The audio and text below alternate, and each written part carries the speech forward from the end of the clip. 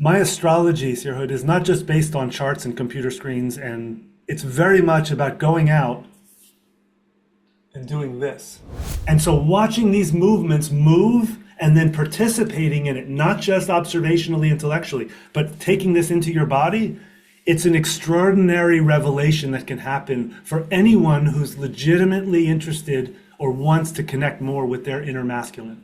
The consciousness of the astrologer crosses the light speed barrier, and now the person is not reading karma, the person is reading the soul.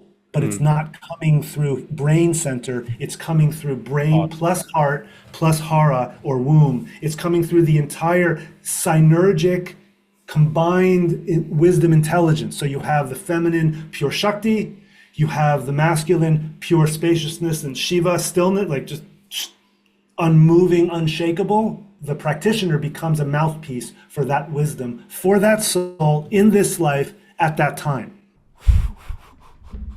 When a human being actually cellularly and genetically transmutes their previous addiction to their own darkness, inner union gets closer.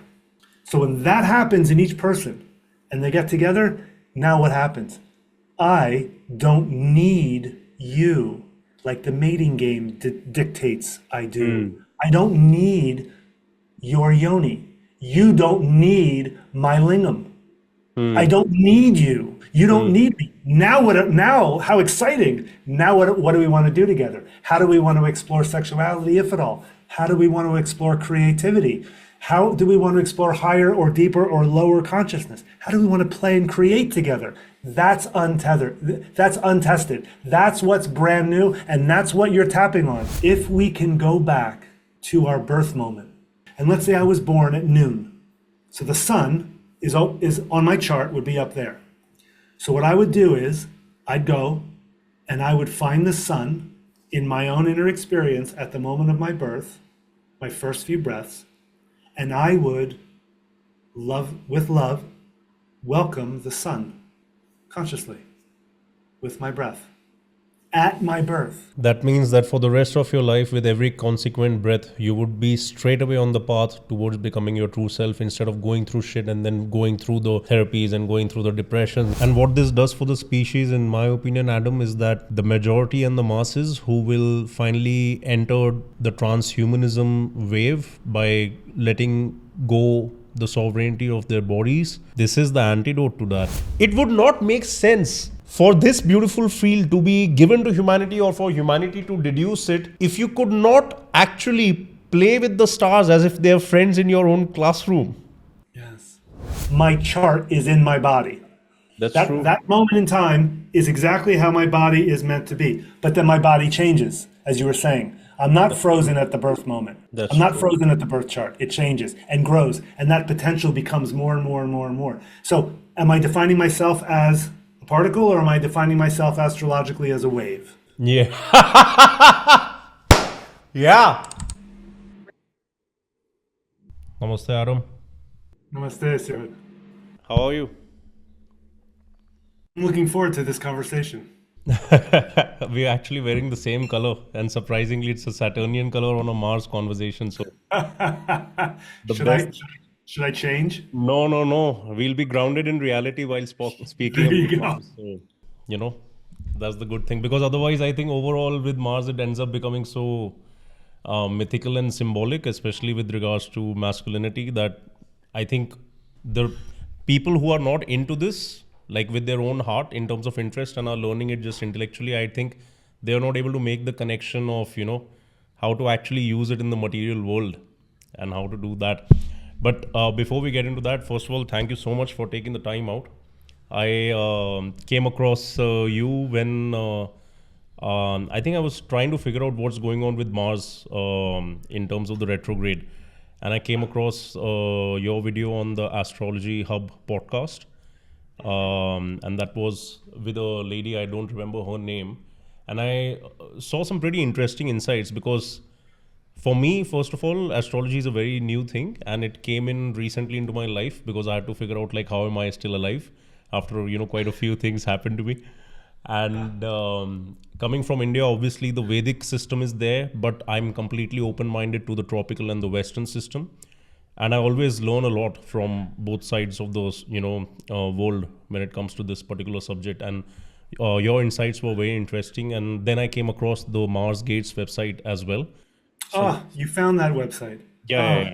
It did not have a lot on it, No. but whatever is there, like I was able to understand that you're somebody who's kind of aligned on this path since quite some time. So I was like, first of all, I definitely would love to know you as a human being, who you are and what you do.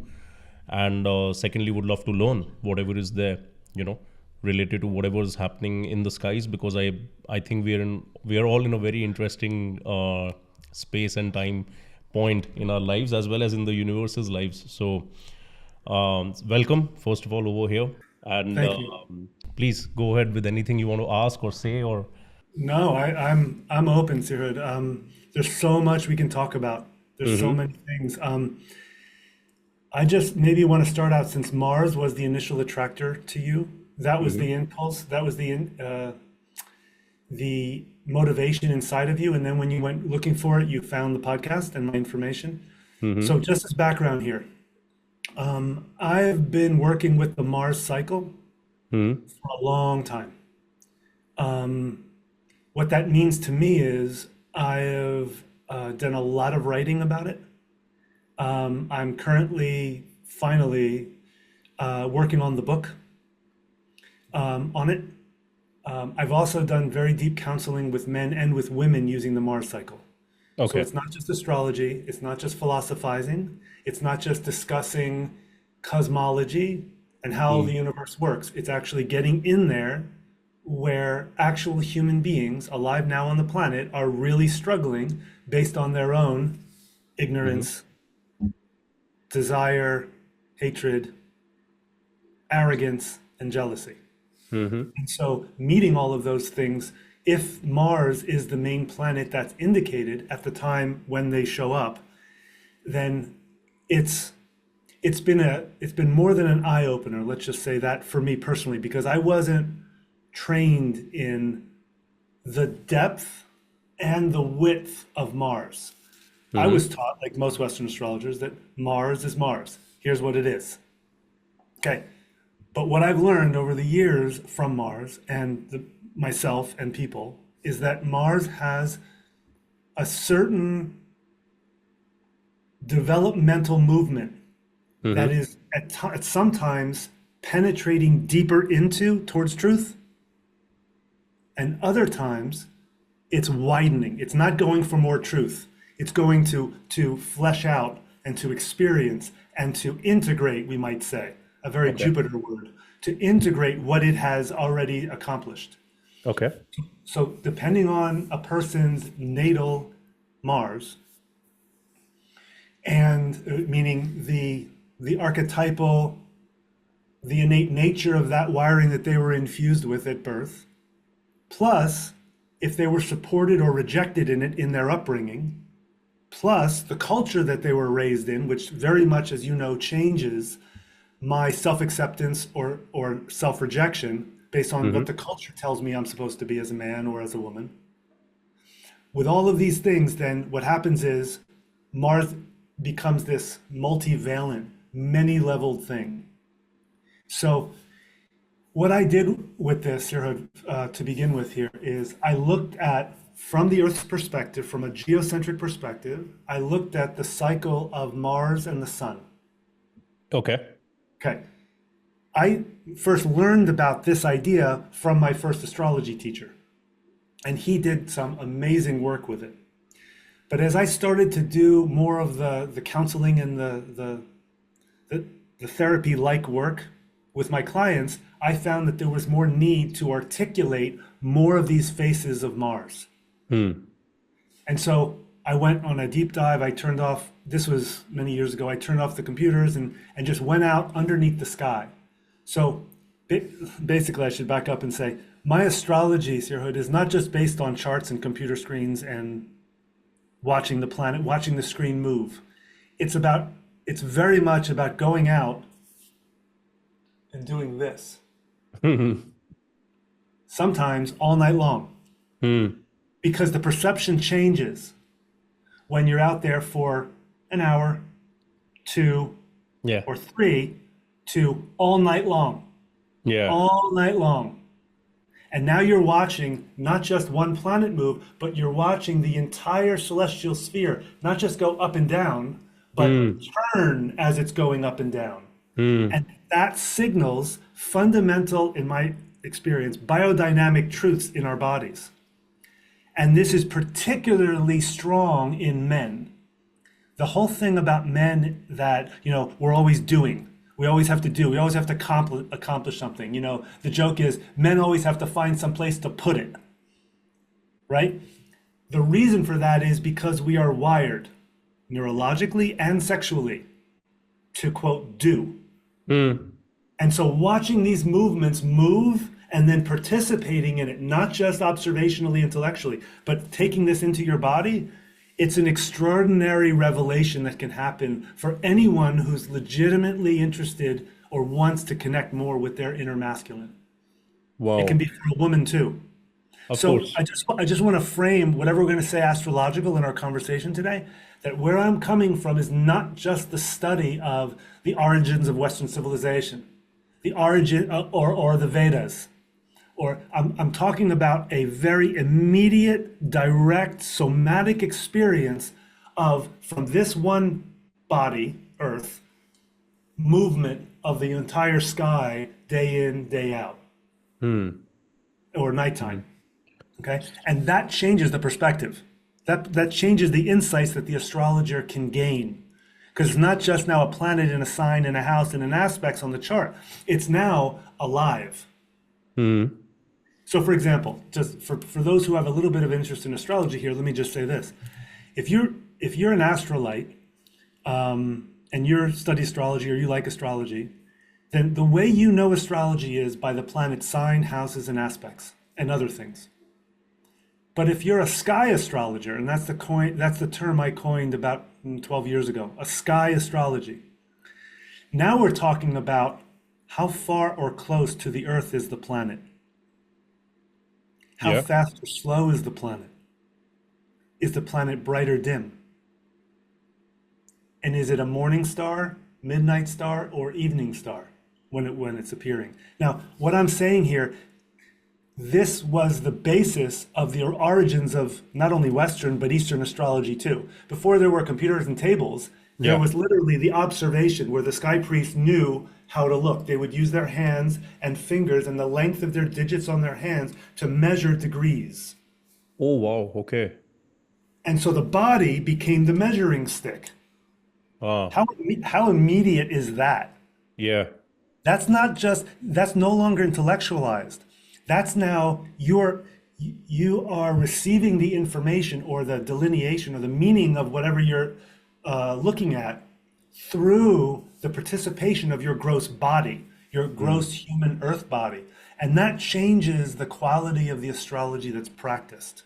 Okay. Is that So being clear what I'm saying? Yeah. that's yeah, I mean, so I'll try to put it in my words what I just understood from what you're saying.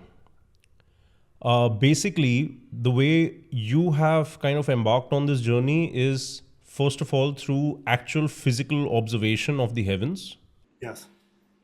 correlating that with, especially if we take one particular force of consciousness or one particular planet such as Mars, correlating the effect of the movement of that which you see with the naked eye, regardless of the degrees, regardless of the softwares, regardless of the screens, with the masculine kind of elements of that consciousness in terms of how they're resonating within you and how the behavior is changing over time, and trying Yes. to map it so that we understand. When you say the cycles, you basically mean the synodic cycles of the planet, like every 2 years it going around the zodiac, and then in relation to the sun, overall how it is moving, basically the cyclical pattern of the planet.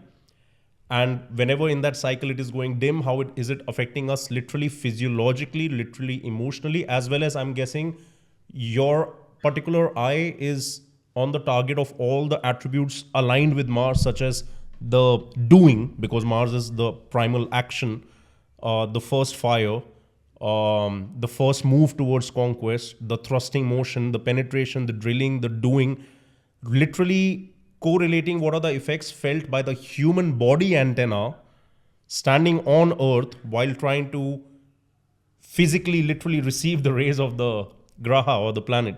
Am I getting it right? Yes, you are. Yes, you are. And if you were to do one of these night sky, stay awake the whole night and be present for it, you would get it at an even, like you get it, like I can tell. You get it intellectually totally because you're a smart man. But you're also getting it energetically, what I'm saying.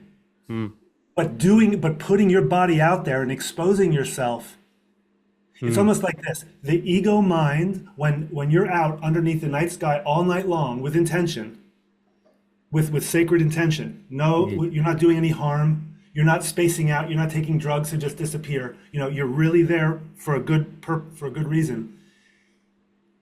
The ego mind gets eroded.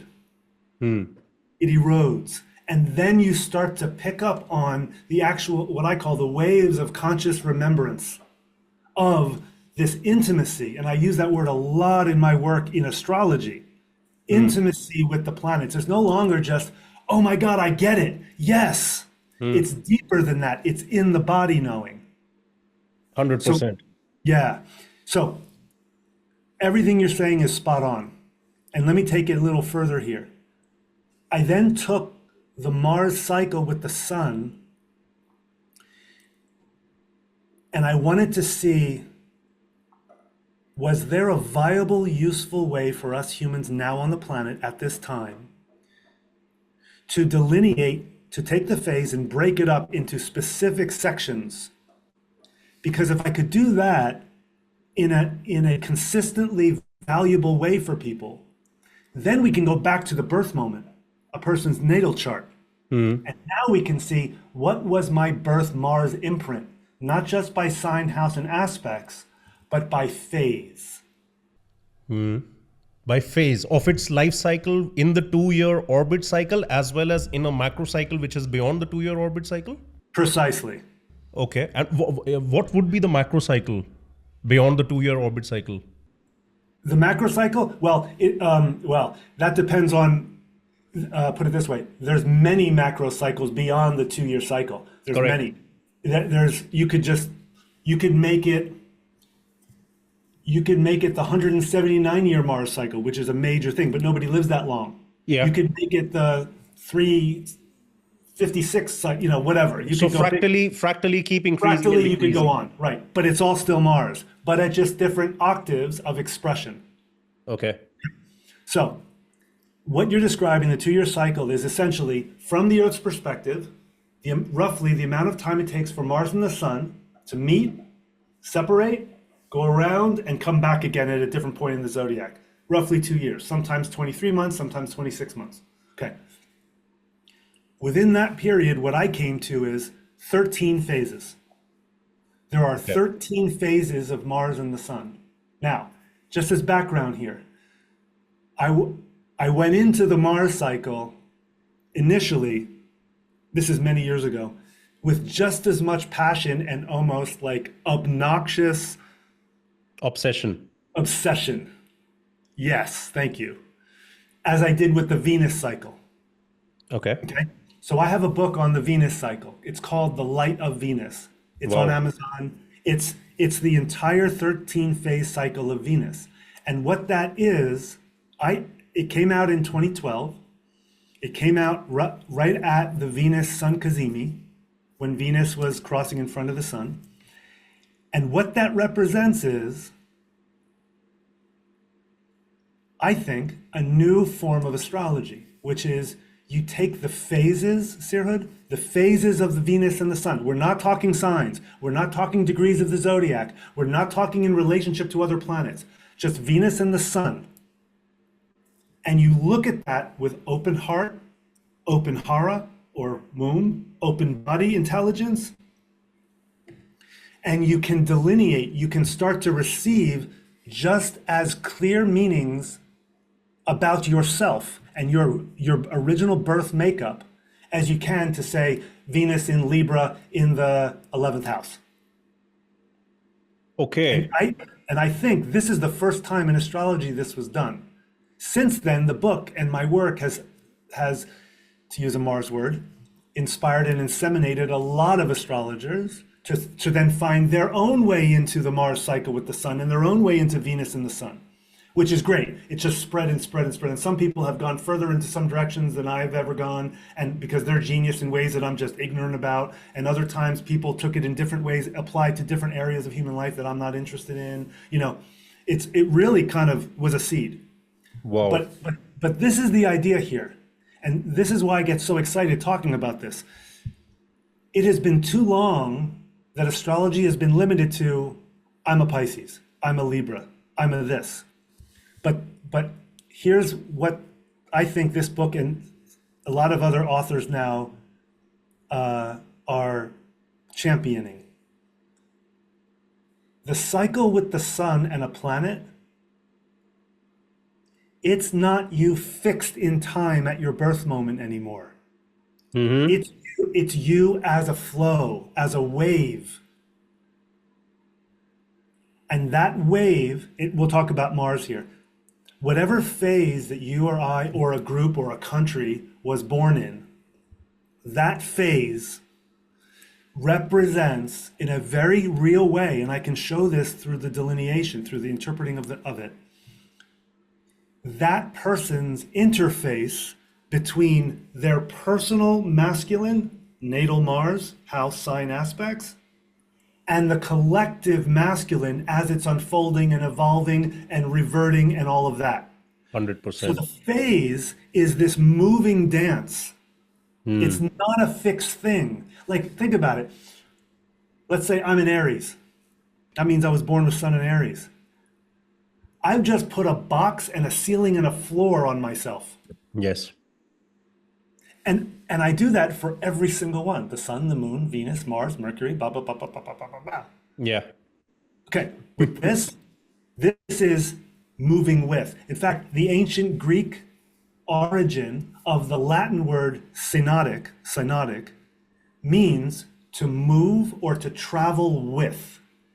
It's to be with one another in our respective natural movements, and then the fractals and the relationships that are formed from us moving in this unique repeating way create basically a new mirror of a higher level of how we can express our own consciousness, which is expressing the divine. Wow. So you see, this is not just advancing something astrological for me, even though I love doing that because I'm an astrologer, I'm in the field. This is opening people, forget astrology people, opening people's mind to, I am not just a fixed person with my own little thoughts that tell me who I am and freak out when someone when someone criticizes me, and loves it and feels great when someone loves me. I'm not just that fixed little imprisoned slave. I'm now an alive creature, and I'm being reflected that by the movement and the changing patterns of the planets. And this is really where I come in, bro. This is where I come into the astrology world. It took me a long time, at least 15 To find your years, place to realize in this the about astrology myself. world. Yeah. Yes. Wow. Yeah. Wow. So first of all, my head is exploding with a lot of different questions and a lot of different, Hit me. Go for it.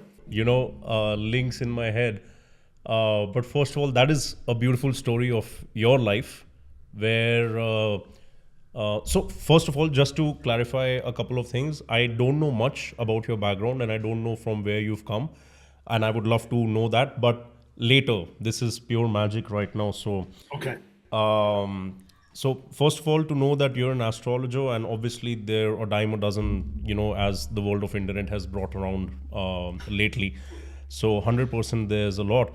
But to be able to find your own unique place in that is, a gift from the heavens, I would say, for you, where you've been able to come that, and then, you've started pioneering it, especially taking the two, masculine, feminine pairing kind of planets such as Mars and Venus. So I would love to actually check out that book. I've written it down and I'm going to get it and I'm going to check that out.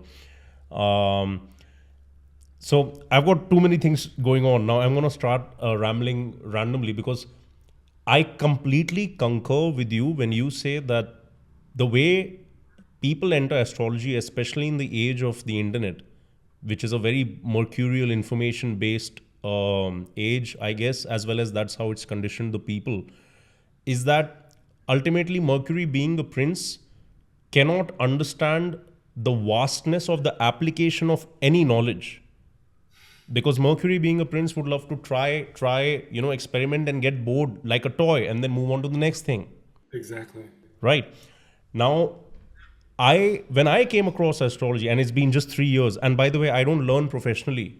I have till today put in around 7,000 hours. It's 5:55 p.m. over here. I'm talking about Mercury.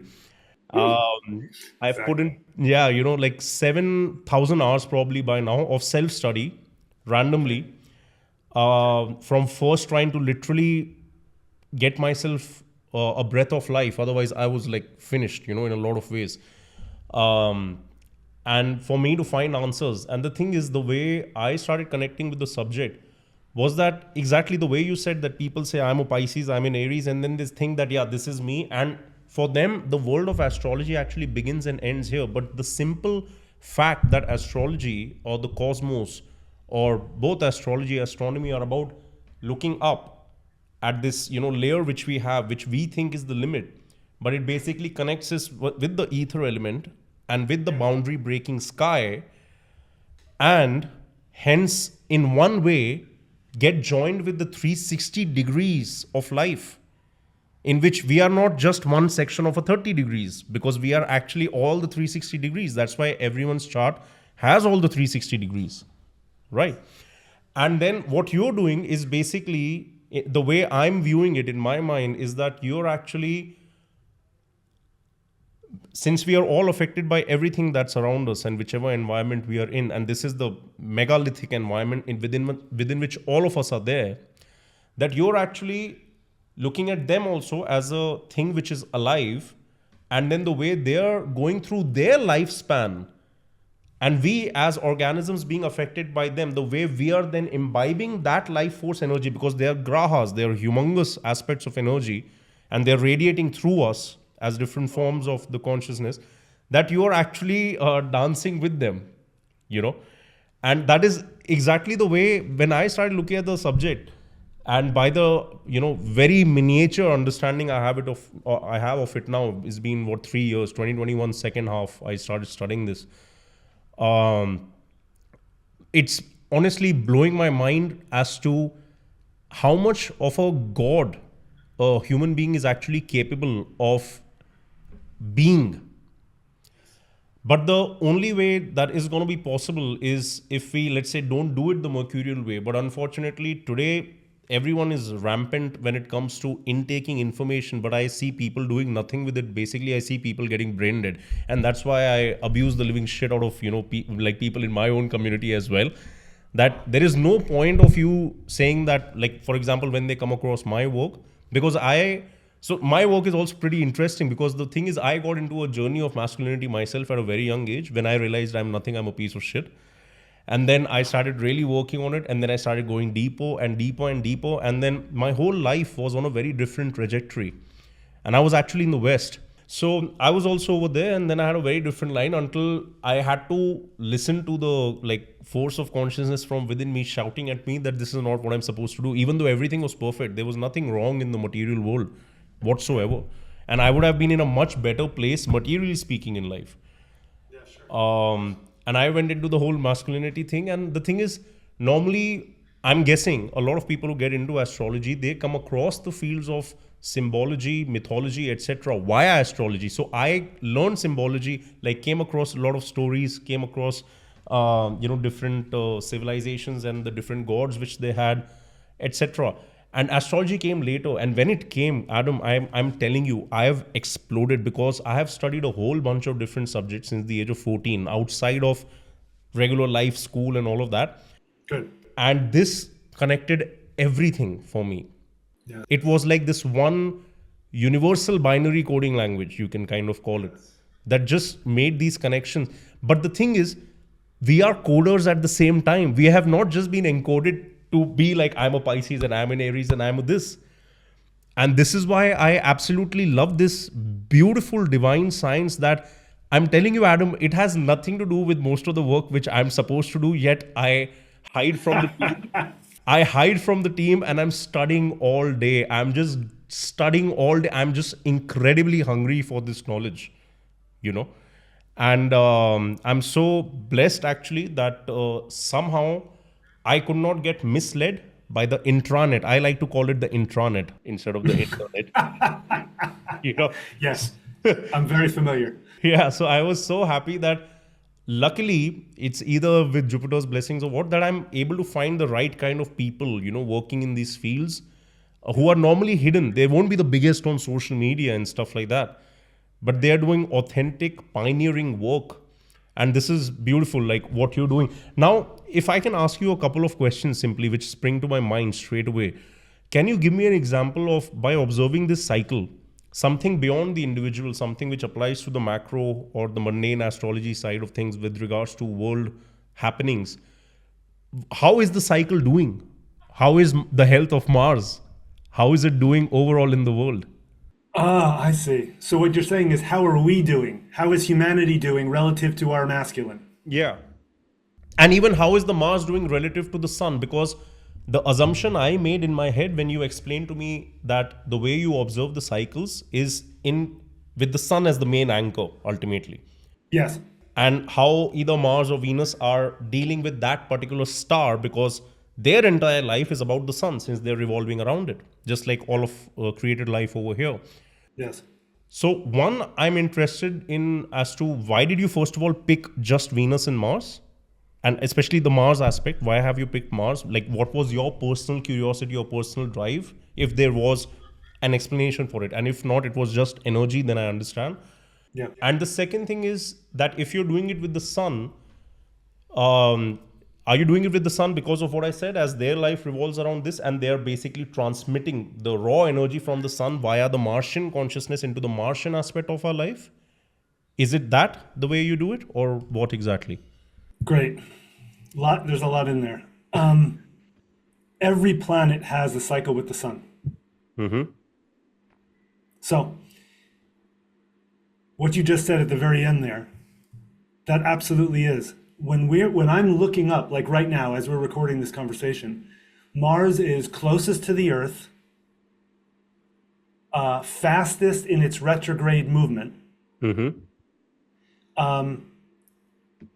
Brightest and most red to the naked eye. Wow. I've noticed that. I've noticed the red part especially. That's very unique. That only happens once every 2 years when Mars gets this close.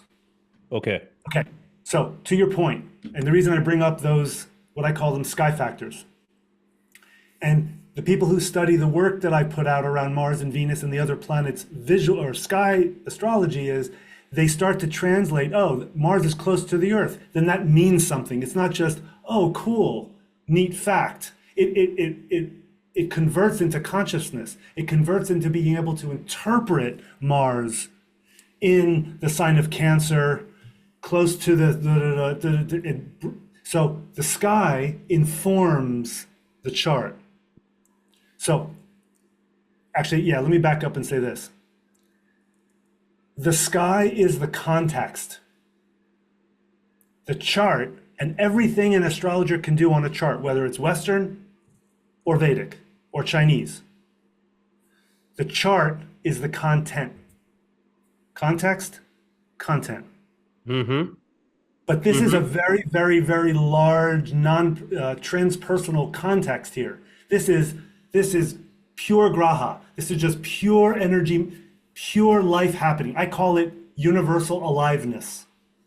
I guess in the Vedic this would be more like Brahma.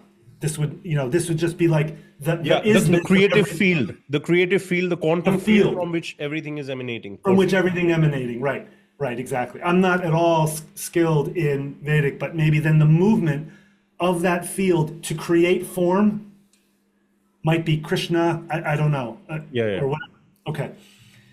So, to the last thing you said there, yes, when I'm looking at Mars and receiving it, not just here, also here, but every chakra and my whole higher, deeper self, I am seeing Mars because of where the sun is relative to our standing position, our observational position. So in that sense, just purely in material light, yes, I'm seeing the sun through a Mars filter. Mars is, quote, filtering the pure, undifferentiated aliveness of the sun to me, just like Venus is, just like Mercury is, just like all of them are. Now, this is where I get into a disagreement with lots of astrologers, who base a lot of their work on the principles of karma, but keep the idea of karma in a box. I am, besides the SKY Astrology thing, Sirhud, 80% of my astrology work is working with individuals and couples and small groups, and how do I say, having them look at the shit of their karma. So the word karma, the entire system of how karma, what it is not, how karma intersects with free will, all of that, how the sky and the planets and everything happening is a mirror, like a multi-mechanism watch, reflecting back to me that moment, which is an aspect of me that I've come here to embody, learn about, transmute, and make better, make more beautiful, and then pass on. So I just want to say here that I'm not an astrologer who just goes to the sky and goes, wow, that's all we need. No, we need the analysis. We need the specificity. We need the chart. Because we're not here to be just dumb automaton slaves and just keep getting fat and lazy and anesthetize. We're here to actually awaken. And in order to awaken, for me, we got to go deep. What does that mean? We got to go deeper than our minds. We got to go into where we are not allowing ourselves to be who we are. We're not allowing the blessing of whatever gifts we are given at birth to come forward for the benefit of ourselves and everyone, and posthumously after we die. So all this work around Mars and Venus, everything, the sky stuff, is really ultimately about going deeper, to get more in touch with, basically to cut the bullshit that we're telling ourselves, and then creating a whole persona and making millions and millions of dollars based on that persona, and every day saying, this is who I am, this is who I am, this is who I am, this is who I am, this is who I am, this is who I am. So everything, in my experience, everything as a human being can be used to anesthetize me and have me go to sleep, or can be used to basically kick my ass in truth and wake up. Oh, I've been wrong about this. Wow, what I did back then, I never really honored myself for that. It's time to really step up and face that I have good qualities that I'm ready to embrace now. Or the other side, what I did in the past really hurt people, and I have to really fess up and own it and do my inner work. So the Mars cycle with the sun, how we are doing, here's what I would say. We're not doing well. We're not. Yeah. We're not doing well. And because of people like you, and in my opinion, people like myself, and other very, very, very few people, mostly men, who are doing what is being called now the second wave of men's work. The first wave started in the 70s, 1970s. Okay. With guys like Robert Bly and Michael Mead. Okay. And it gets into a whole big kind of a subculture within Western, but essentially men in the 70s and especially the 80s and the 90s, a few brilliant visionaries and poets and writers and historians and sociologists and philosophers, it started to dawn on them there is not a sufficiently true foundation for men in society, at that time, Western societies, to find truth for what it is for them to be the man that they are. That all of this returning to indigenous societies, discovering archetypal understandings in language started. Hmm. Okay? Wow. What's happening now is like the beginning of the beginning Hmm. of we're getting better. So, Hmm. long-winded answer to your question. My personal opinion, we're not doing well relative to our inner Mars, humanity, all Hmm. humanity. But we're beginning begin to get better. What does that mean? Men and women who are genuinely, legitimately interested in connecting to their authentic masculine inside of them. Not maleness, has nothing to do with gender, has Yeah. nothing to do with what the fucking culture tells us. Yeah. But people, and even non-gender identified people, to get in touch with their inner masculine, if that's attractive to them, there is starting to be a wider support system. Let's say that. Wider means this. Astrology, yes, to some degree. But somatic practices, Hmm.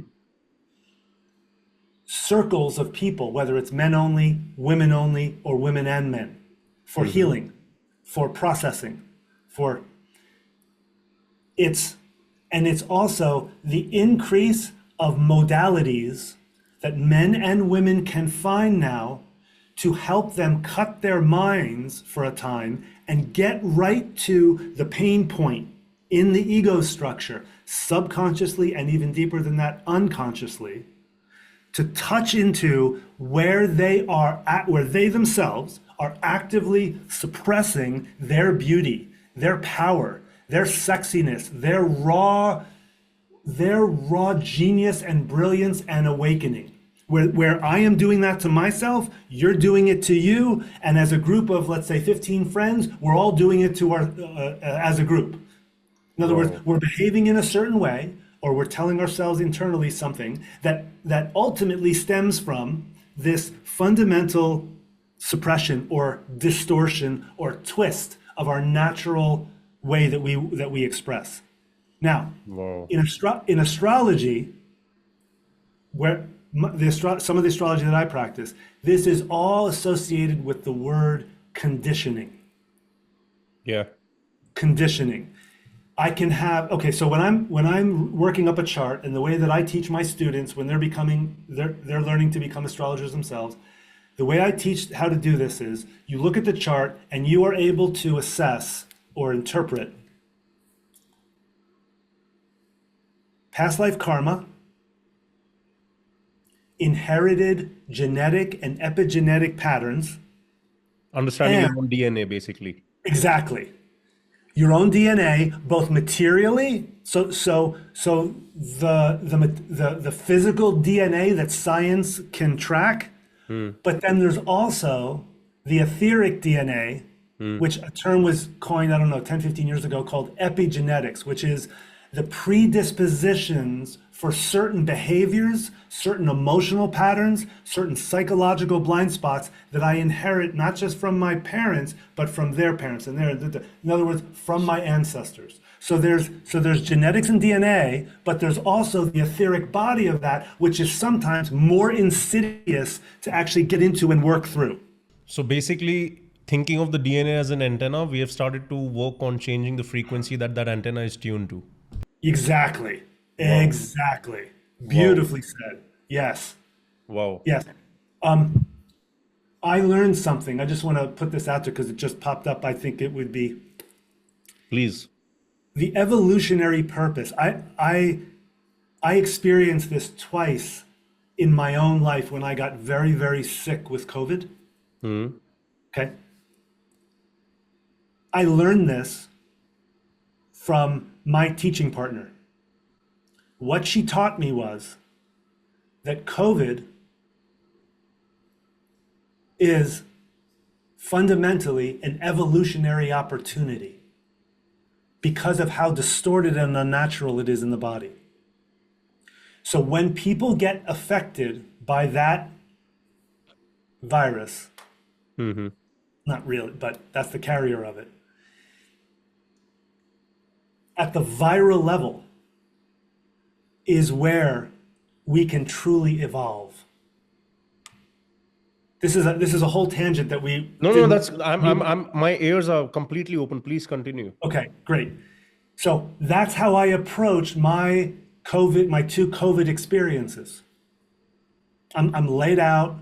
I have specific things going on in my body. Everything else I'm fine. Like I have good energy level. I'm mentally clear. But like one time it was my throat. Another time I think it was my liver or kidney. Like it was just this like hellacious physical experience. It was not just having a cold or a really bad flu. It was something other.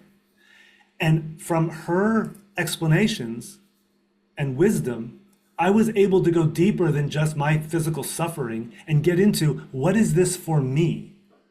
What is this sickness, this pain that I'm experiencing now? What is this for me? So I put aside how I got it and all of that. And I went in and I started to find places in my own, just to call it my psyche, that I normally don't have access to in my practice life when I'm practicing and doing practices and all that. And I found that these places in me that did not want, it wanted to live, but it only wanted to live in a very, very squeezed and fear-based way.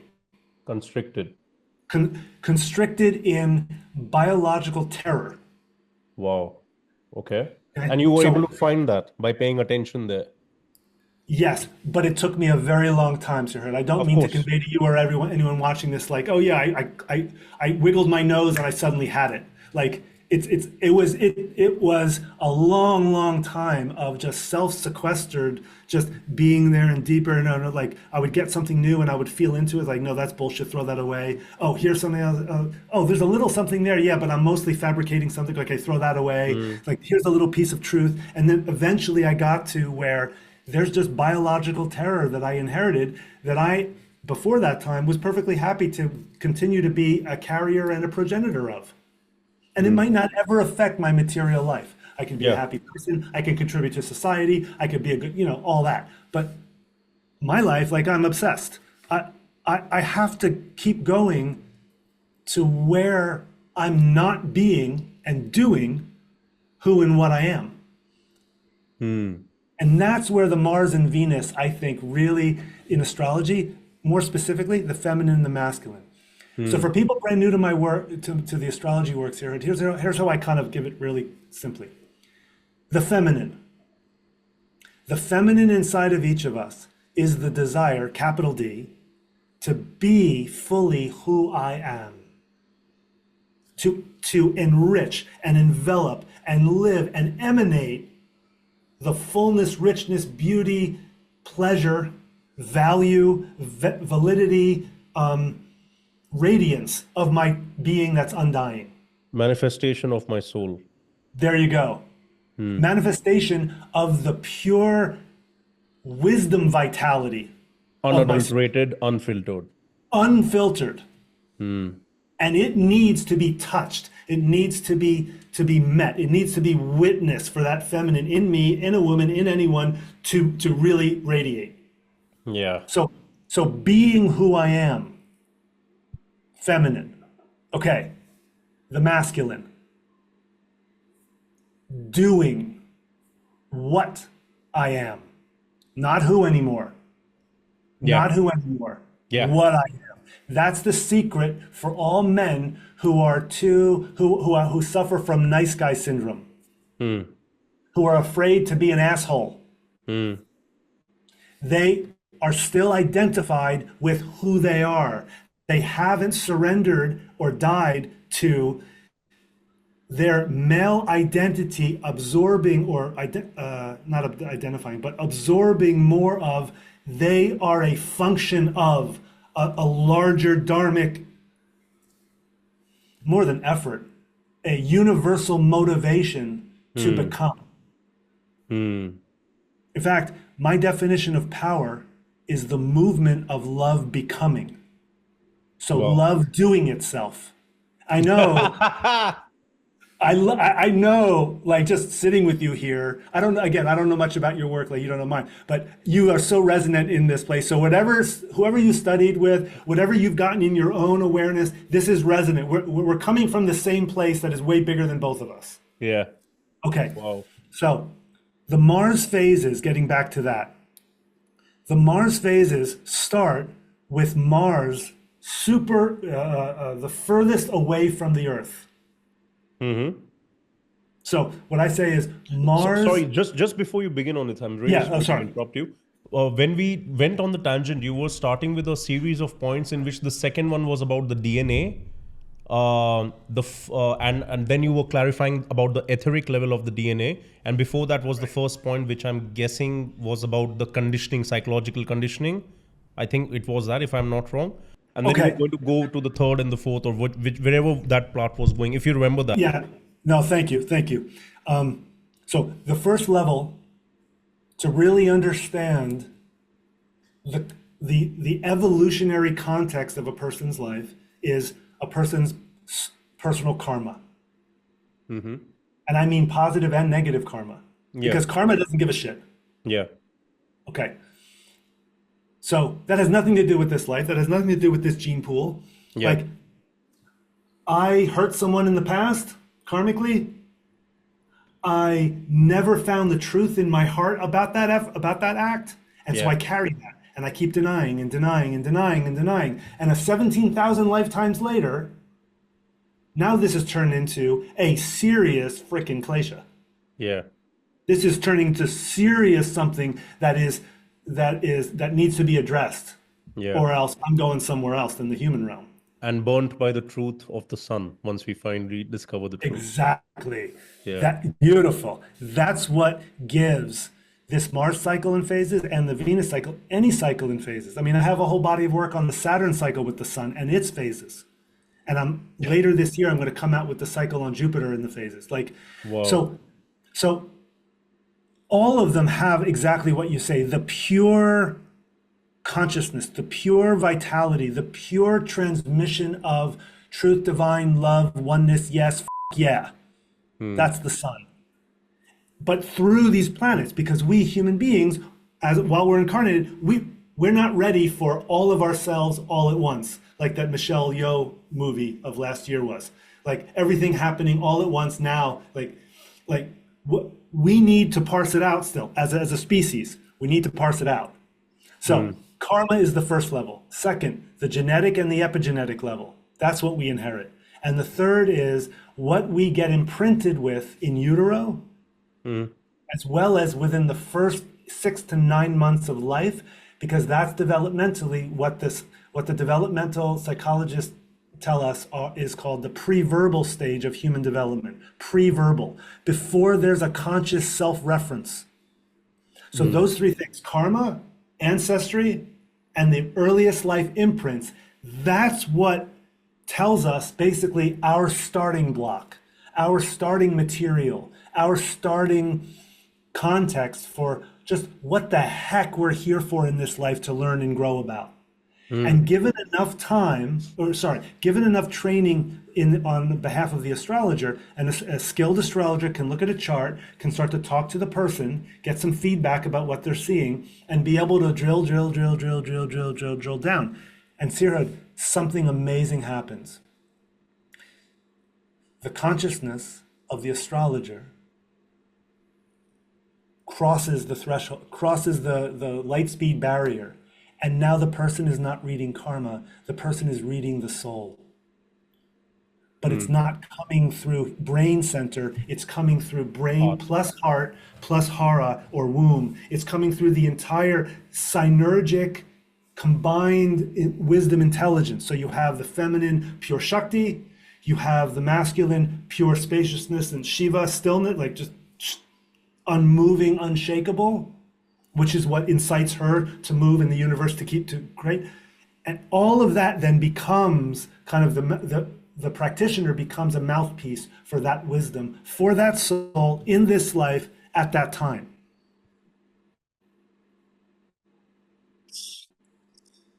Ah. Yes. Oh my God. like I'm understanding it with my like insides. I'm not even understanding it here, and I'm just like getting hit by the weight of what you just said, because wow. And Yes. I mean, wow, like honestly, wow. And Sirhud, my my dark agenda is to turn on as many people on the planet who want to learn how to do this for themselves before I die. Wow. Because the more people that can do this in their own way, not the way that I do it. Yeah. Like my courses, I don't call them trainings. Yeah. The more that they can reach out and have people wake up.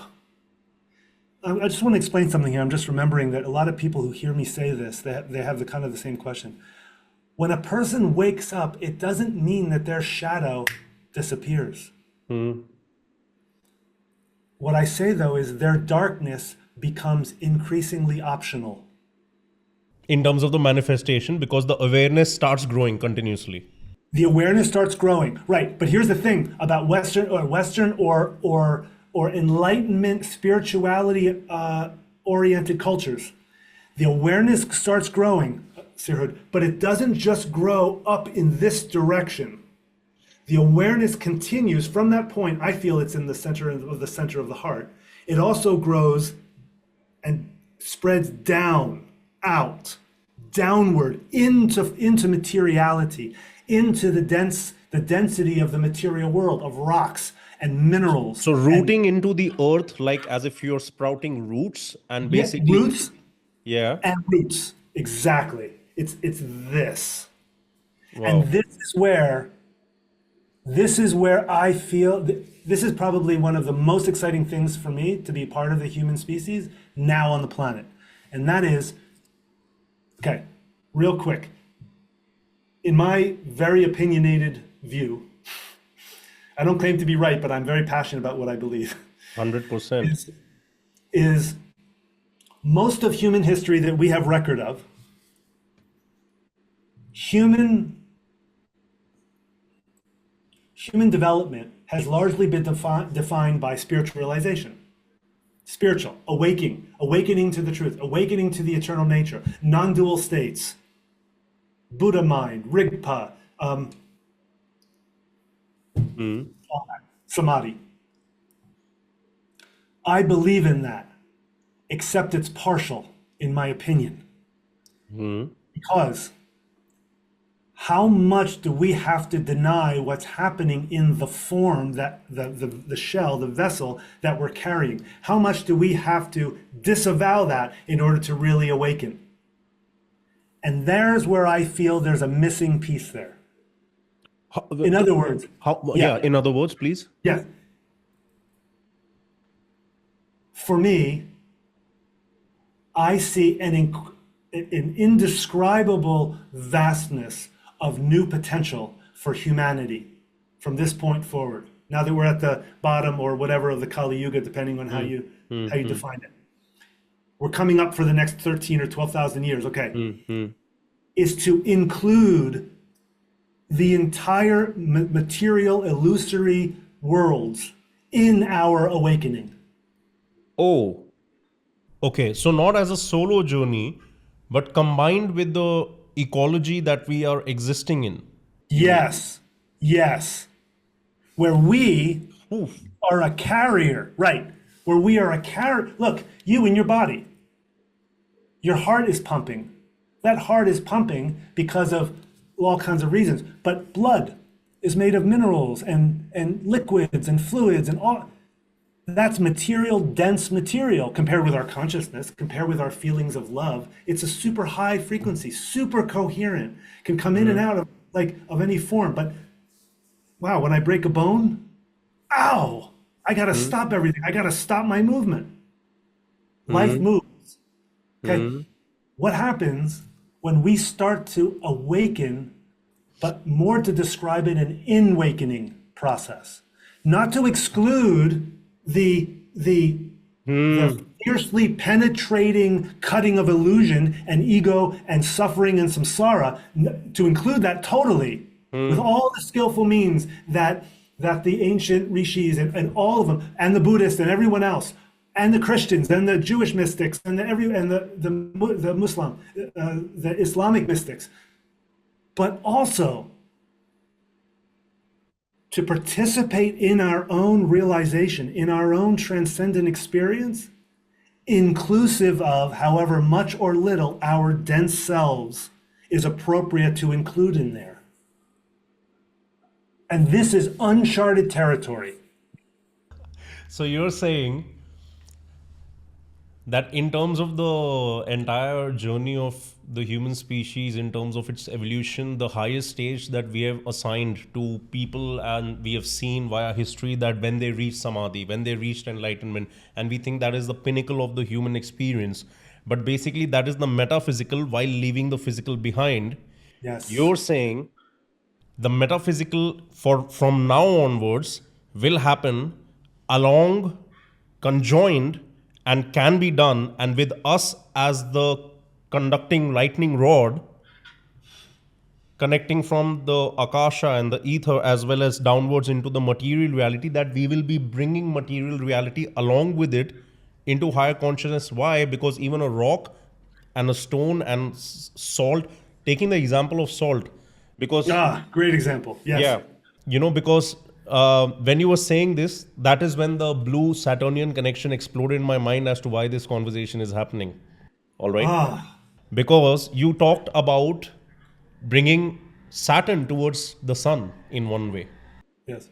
Where basically, if we take the example of salt, with it being a conductor and with it being very vital for our bodies, that when you're saying that we are thinking that, okay, we get out from the body, out from the mind, etc., and we are thinking about escalating our consciousness, etc., that's all fine. But why are we not also thinking about all of this, which is our carrier, our support system, our friend? The material reality is actually a friend. Why are we not picking up its consciousness also? And that is what will begin from now on, basically, according to how you're looking at it, and the uncharted territory part of it. Yes. That we'll be able to, let's say, even salt has its own consciousness, even if it's not a sentient being, but has its own consciousness. And we'll be able to, if we start thinking cohesively with the ecology around us, in one way, what you're saying is also that then we'll be able to actually practice a relationship even with all of these things, even within our body, such as self-healing, maybe, in one way. 100%. All right? And like this, many other things, but basically we'll start helping even the material reality, where for a rich businessman, a rock on the side of the road, because in India, they're all over, basically, that, it's useless for the rich businessman driving down it, and it's also useless for a saint walking down that road, because his entire self is focused on deleting the self and getting occupied with the divine. But what you are saying is, via chasing the metaphysical, and that having been the pinnacle for human civilization up until now in terms of one human's journey, from now on we can bring the physical into it and help salt also, let's say, achieve enlightenment in one way. Is that one way of saying? Exactly. Wow. More specifically, because I've had some time to think about this and feel into this and practice this myself. When I go outside and sit with a blade of grass or a tree, or I watch a little animal scurrying around or something, the salt just is. When we, as you said, pick up or include the material reality in with our journey of awakening and realization,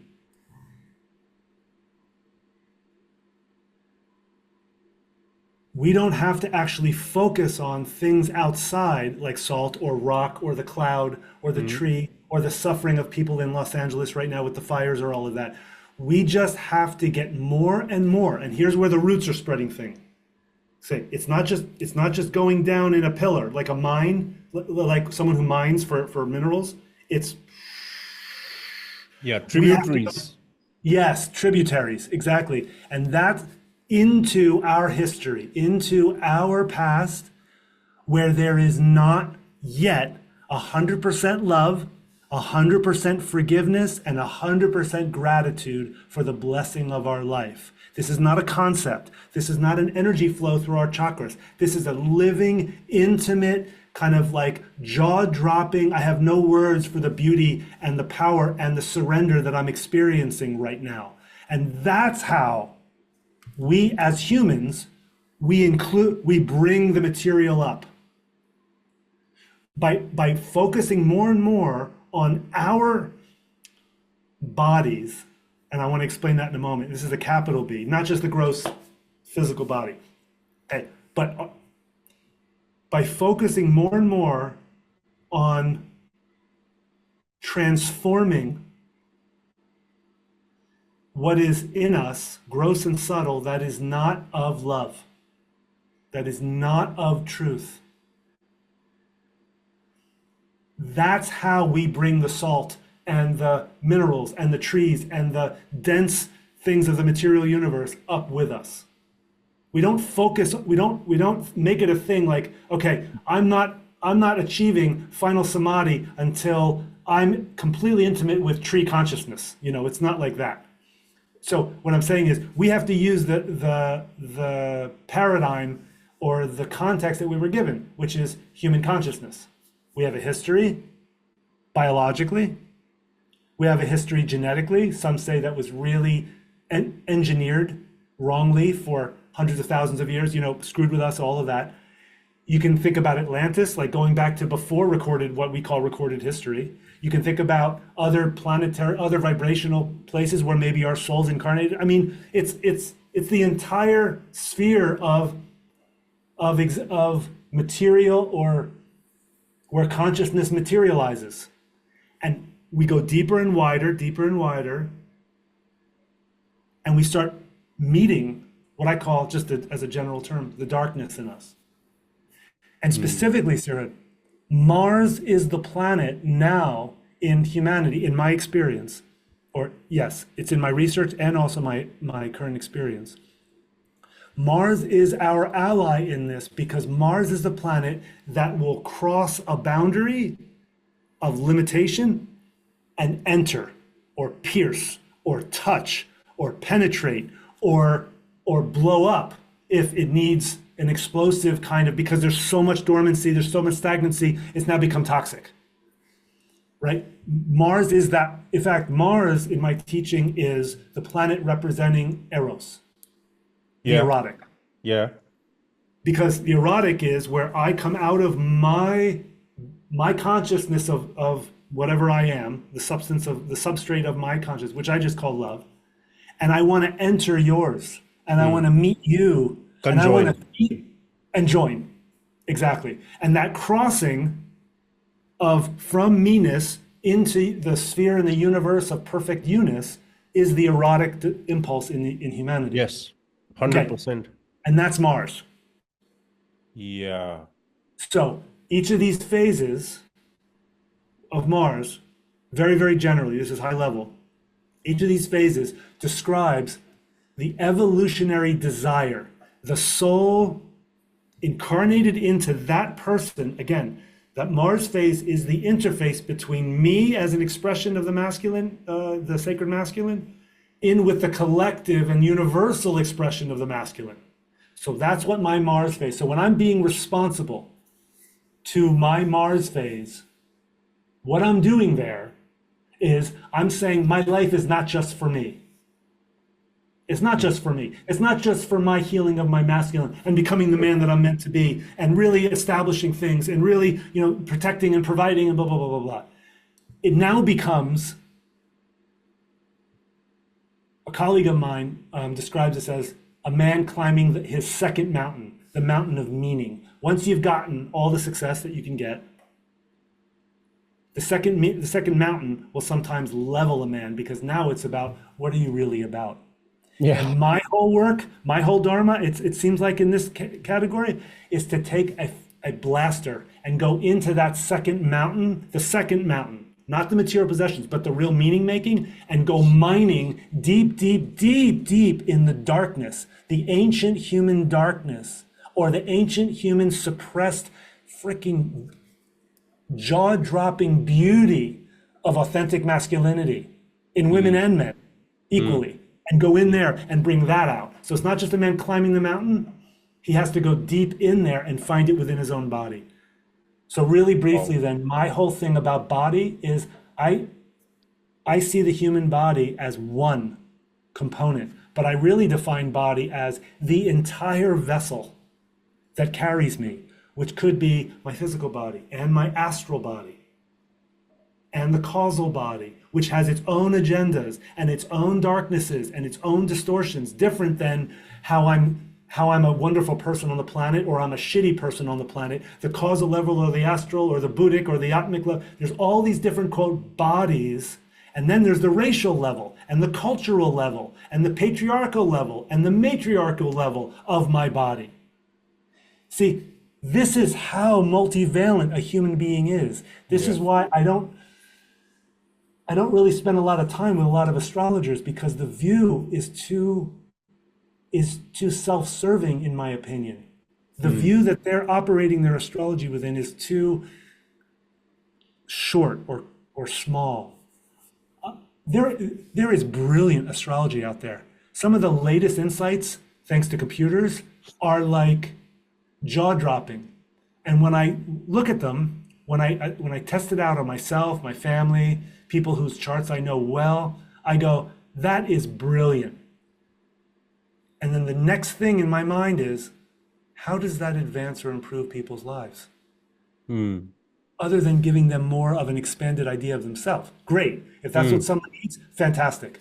I don't appear to be here for that in my life. I'm not motivated by that. Yeah, because I mean, first of all, everyone's doing that. Right. So yeah, I can do that as well. But I mean, like, why not get a taste of, what's more real and more deeper? And when you say that we are not doing well right now, when I asked you about, okay, with regards to whatever you've observed with the cycles, combining your analysis from the macro to the micro cycles, where are we? And you say that we are not doing good. And I personally feel 100%, even the people who are, let's say, not awake or still believe a lot of the things which the world has told them, etc., and go along watching the news, etc., whether we take them or we take others, or the way I pick up my own perception from nature, whether I look at nature, I personally do feel that everybody at a sleeping level of the subconscious, whether they're aware of it or not, are actually starting to question the grander scheme of the life of themselves as a human being, even though they know that, yeah, because spirituality is such a big market now that it's plastered all over the place. So everyone's aware of it, whether they're a material world kind of a person or they're an internal world, everyone's aware, right? But okay, what even beyond that? And for the first time in my life, I'm coming across something like this where you're talking about the evolution, which is actually beyond just the self. Because even, let's say, even if I get enlightenment or moksha, great for me, right? But what about and the connection which is happening in my mind, especially with regards to Mars. So the thing is, from the Vedas, like the way the astrology has been brought out by the rishis, like they say that Mangal, Mars, is Bhumi Putra, is the son of Earth. Yes, yes, I remember this from years So ago. for me, the way you have said everything with that thing in my background, in the background of my mind, and with you from your own analysis actually bringing the insight of this is what Mars wants us to do, it wants us to drill down. Yes. Maybe because we are not looking after his mother. Well, we're definitely not. Yes. Yes. I love that. That's really, I would have to comment on that. I would have to really sit and dream with that and meditate with that. That's brilliant. That's wonderful for me. Yeah. I feel like I want to bring it to like right now. As we're recording this, Mars is closest to the Earth, as I mentioned earlier. What this means is that the Earth right now is sandwiched between Mars, closest than he ever gets, and the Sun.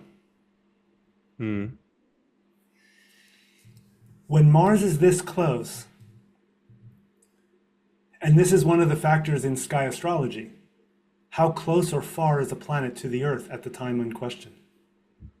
Because regardless of the fact that Mars is in the tropical sign of Cancer right now, that doesn't matter first. What first matters is Mars is so close, and everybody on this planet and every animal and everything is being vibrated more strongly than at any other time in 2-year cycle by the Martian signature or frequency or consciousness, 100%. whatever that is.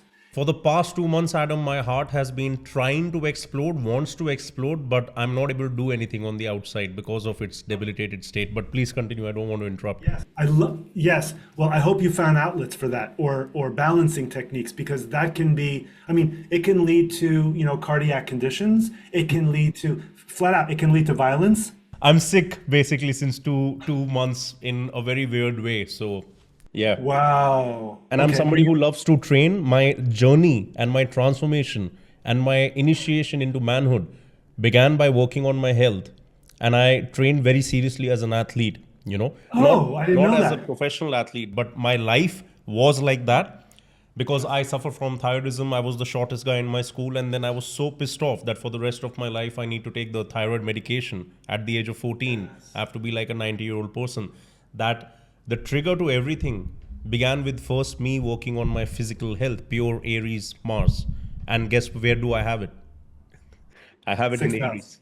No, in Aries. My Mars is there. And your Mars is in Aries, perfect. Yeah, yes. and it began over there. And after that, the thing is that my relationship, even with physical fitness, went so beyond by now. It's been 14, 15, 16 years that I've been training. And for the first time in my life, Adam, whenever I have not been able to train, right, whether because of an injury, whether because of life, whether because of stress, whether because of all the shit which I've gone through, I would get massively irritated because I would have guilt against me conditioning my own self to be, training regularly. For the first time in my life, I'm not able to train. It's been 2 months and I don't have any guilt and I have no frustration. All right? Yes. For you, for your soul, whatever the karmic reason that you incarnated into this life with thyroidism at the early age, which is a karmic thing, that you have no guilt about it now, that for you is massive growth. It means that darkness I was talking about, that we actively keep ourselves suppressed, that guilt is not, you don't need to do it anymore. So now, where's all your energy going? And then you can start putting it in there without having to train to tell yourself, oh, I'm doing that. I meet this in myself all the time in all the different subtle and gross ways. And this is what I encourage in the people I work with. So when you asked, where is that energy going? By the end of December, I started realizing I want company. Because I live a very isolated life, all right? I'm a person who, before even turning 30, I started living like a senior citizen because of, a very lovely composition of Saturn, which I have, all right? So I basically, by the end of December, since 3-4 years, everything changed. And by the way, femininity and women have a big thing to do with, again, my whole journey into all of this. Because guess what? After I got into fitness as a teenager, when did I start learning about anything to do with masculinity, behavioral reproduction, psychology, any of these things, mythology, masculine, feminine energy? It was when, around the same time, the first ever girl I liked in school, I could not get her.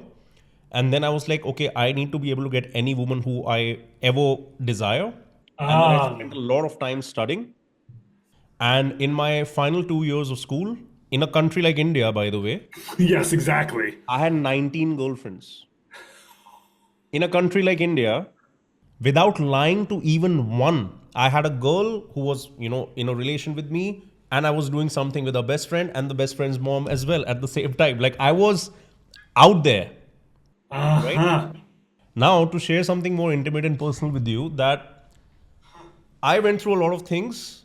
And I thought I was done with the hard times of my life, because then my life suddenly moved and I started doing what I do now, which actually I have no idea anymore what to call it, and I don't care what to label myself as. All right. And I started doing all of this, and 3 years, everything is fine and is growing. And then all of a sudden, every aspect of my life starts collapsing, colliding, and very inexplicable events happened with me along with that. Then astrology came in as a self-rescue mission. And it's very difficult for me to, I wouldn't say trust, but it's very difficult to find people who would be able to help me, because, and I'm not trying to speak highly of me, but to find the right intelligence, so somebody who has actual Jupiter wisdom, all right, etc., has been tough. So hence the self effort, which is opening up new avenues in my life, etc. But along with this, guess what? I started studying astrology, right? So 8th house got heavily activated in one way. All right. The universal 8th house, like occult, metaphysical. Oh, all of it. Yes.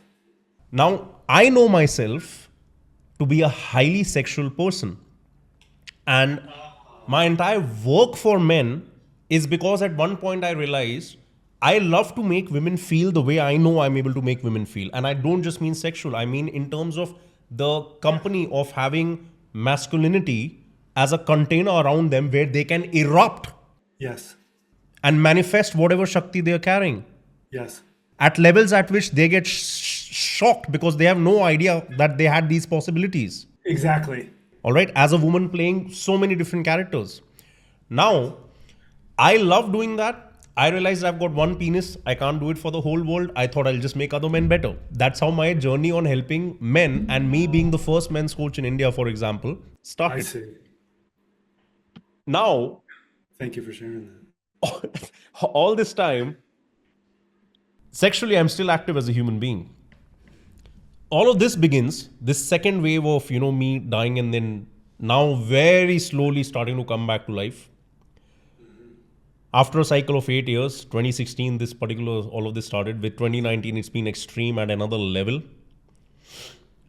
That I started having a resistance to the most natural act that I know in human existence, which is sex. I started having this very weird internal resistance, paranoia, afraid.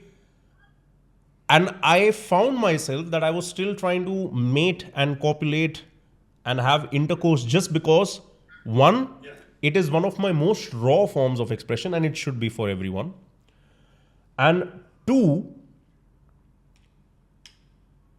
because it was my very natural behavior, or maybe I did it so many times that it got programmed as my natural behavior, etc. I had to come face to face with this thing because I would meet the people I was involved with, but I could not, like for the first time, like when I'm with a female, right? Like for me, that is yoga straight away. I don't even need to be sexual. Right. So I'm one.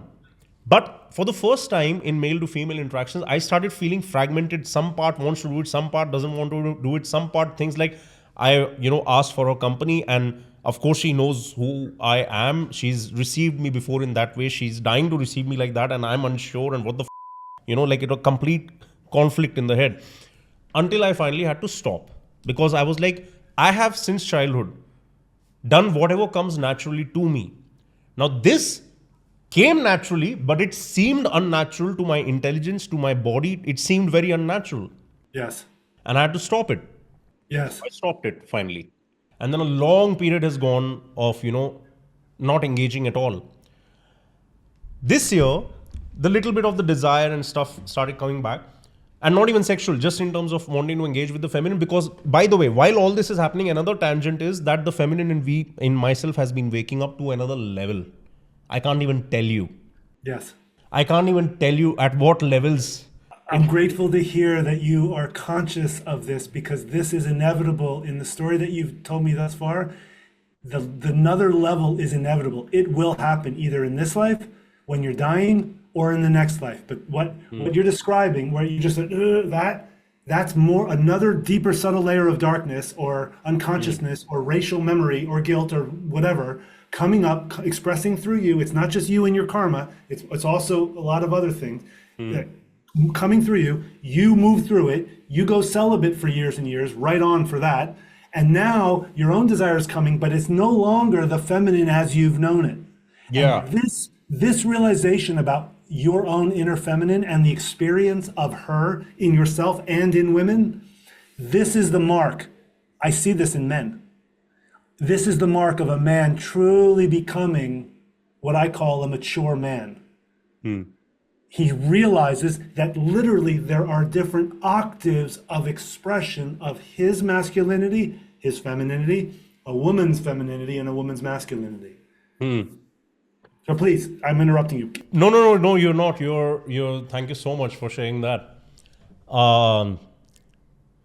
Now, during all this time, this was happening where the feminine in me is, erupting. And the way I started realizing is that after a year or two of this, so I used to write, all right? And originally when I came onto social media to do all of this work, is because I believed in social media being a place for true creativity, etc. until we saw it changing and becoming a fish market that it became. So, I used to, I never used to post pictures on Instagram just to show myself or my life or whatever. So if anyone would go to the oldest pictures, there are these long writings. But my writing was never poetic, it was structured. I started writing poetry, Adam, by myself in the middle of all of this. And guess what? Not that I'm sitting and thinking, it's erupting out of me. Yes, that's you. And I would love to share some of it with you, just Please. for you to enjoy it and as me to share something. Because actually, even when I poured this tea, I was like, if we were together, I would love to pour a glass for you. But Let's make that happen one day. 100%, 100%. Yes. And I started. Let's say one was the poetry thing.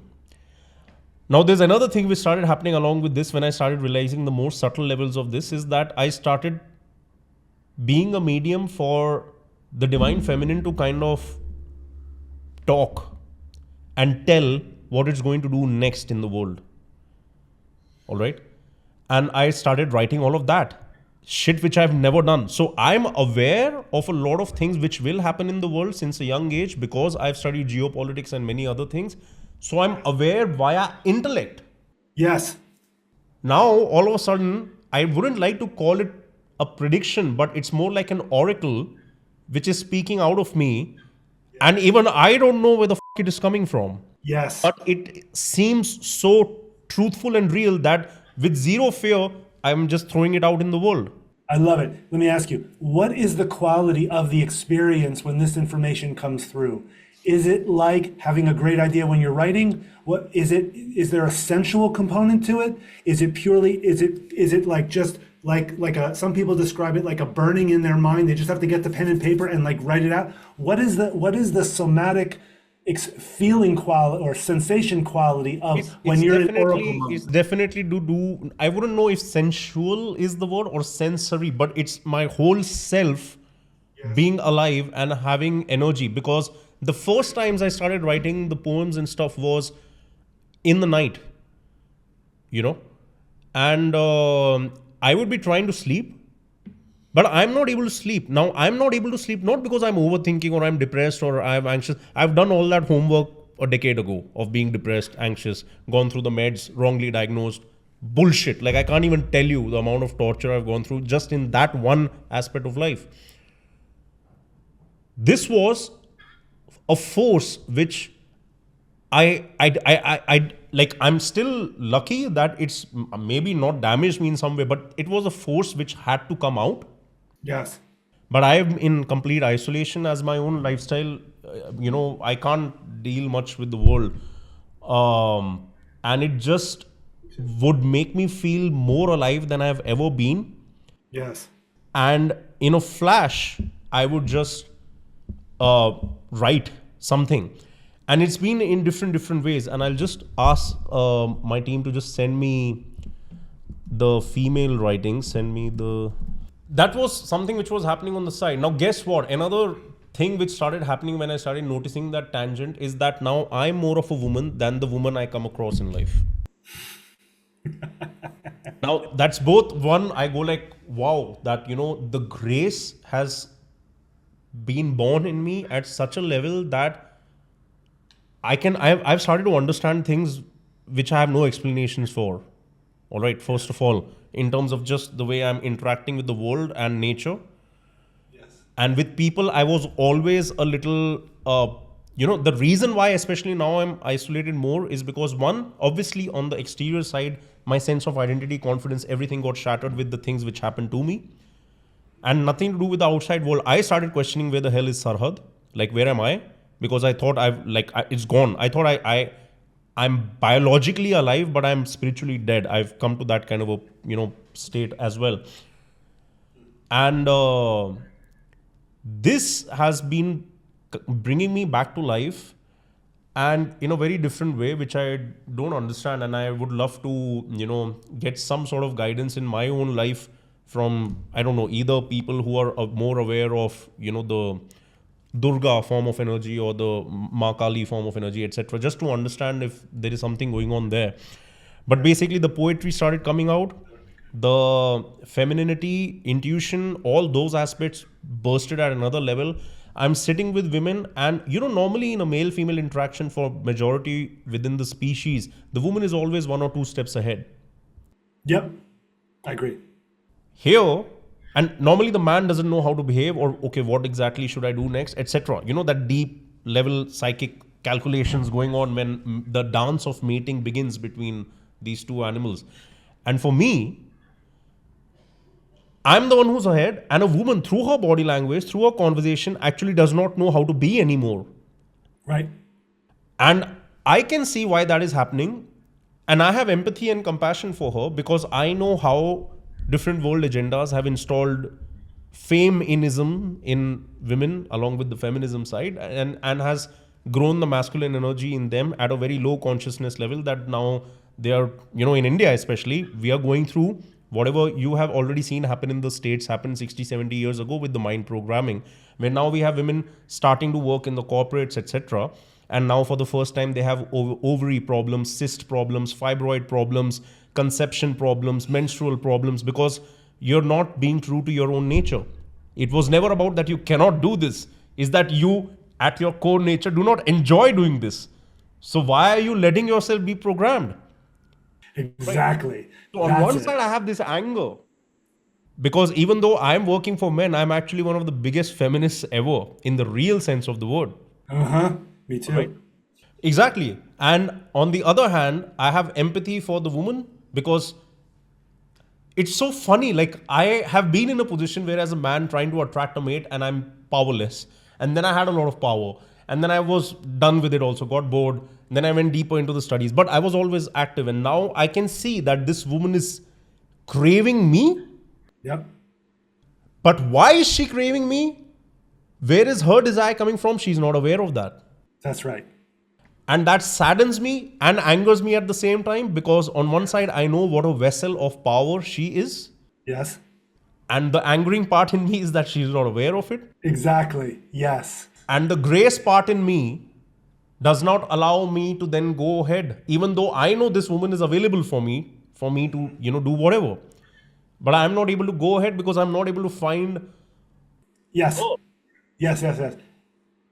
What you're describing, women have been frustrated with men about for hundreds and hundreds of years on every culture, quote, modern culture. They're like, I love this guy, or I see that, but he is so clueless. He is so wrapped up in his mind. But anyway, I'm just going to say, this experience, women have been through this for generations. Okay, but this talks about, Sarah, it's very interesting how we came around to this. I was wondering about this before we got on today. Like, where is this conversation going to, where's it going to go? Because there's so much beautiful overlap. Remember I described the second wave of men's work? This is what the second wave of men's work, as I'm working with that and perceiving that in my life, as I'm understanding that and not really using it as a framework, but it's definitely has power to me that there is a next wave of men being supported. And this next wave for me is generally described by a fuller seeing of a man. And that means in his body. which is both the feminine and the masculine. What you're describing, how women don't know what to do, like there's desire and everything because they're not in touch with that part of themselves. They haven't Not found. generally in society. In society, they are able to make the men dance around like anything. Oh, yeah, I'm totally. talking in my private interaction. Yeah. At this level, exactly. And if it's happening for you, it's happening for other men who are also have dug this deep and have met the deep and dark challenges of their life the way that you have, and that they're wanting or open to or interested in women that they can interact with who have met themselves at that level within their own feminine psyche and feminine body. And so what happens is when a woman is more embodied and a man is more embodied, more means the man with more of his femininity owning it, and a woman with more of her masculinity owning it. Now when the dance comes together, it is, you are no longer bound by the male-female mating game. That's not happening anymore. Those parameters don't count anymore. Now it's two whole beings, W-H-O-L-E, more whole beings coming together, and that's brand new. And this is what I was meaning before about the beginning of how we're doing with Mars. Look, the periphery. Could you please just repeat the last part, just so I make sure I am understanding this? Sure.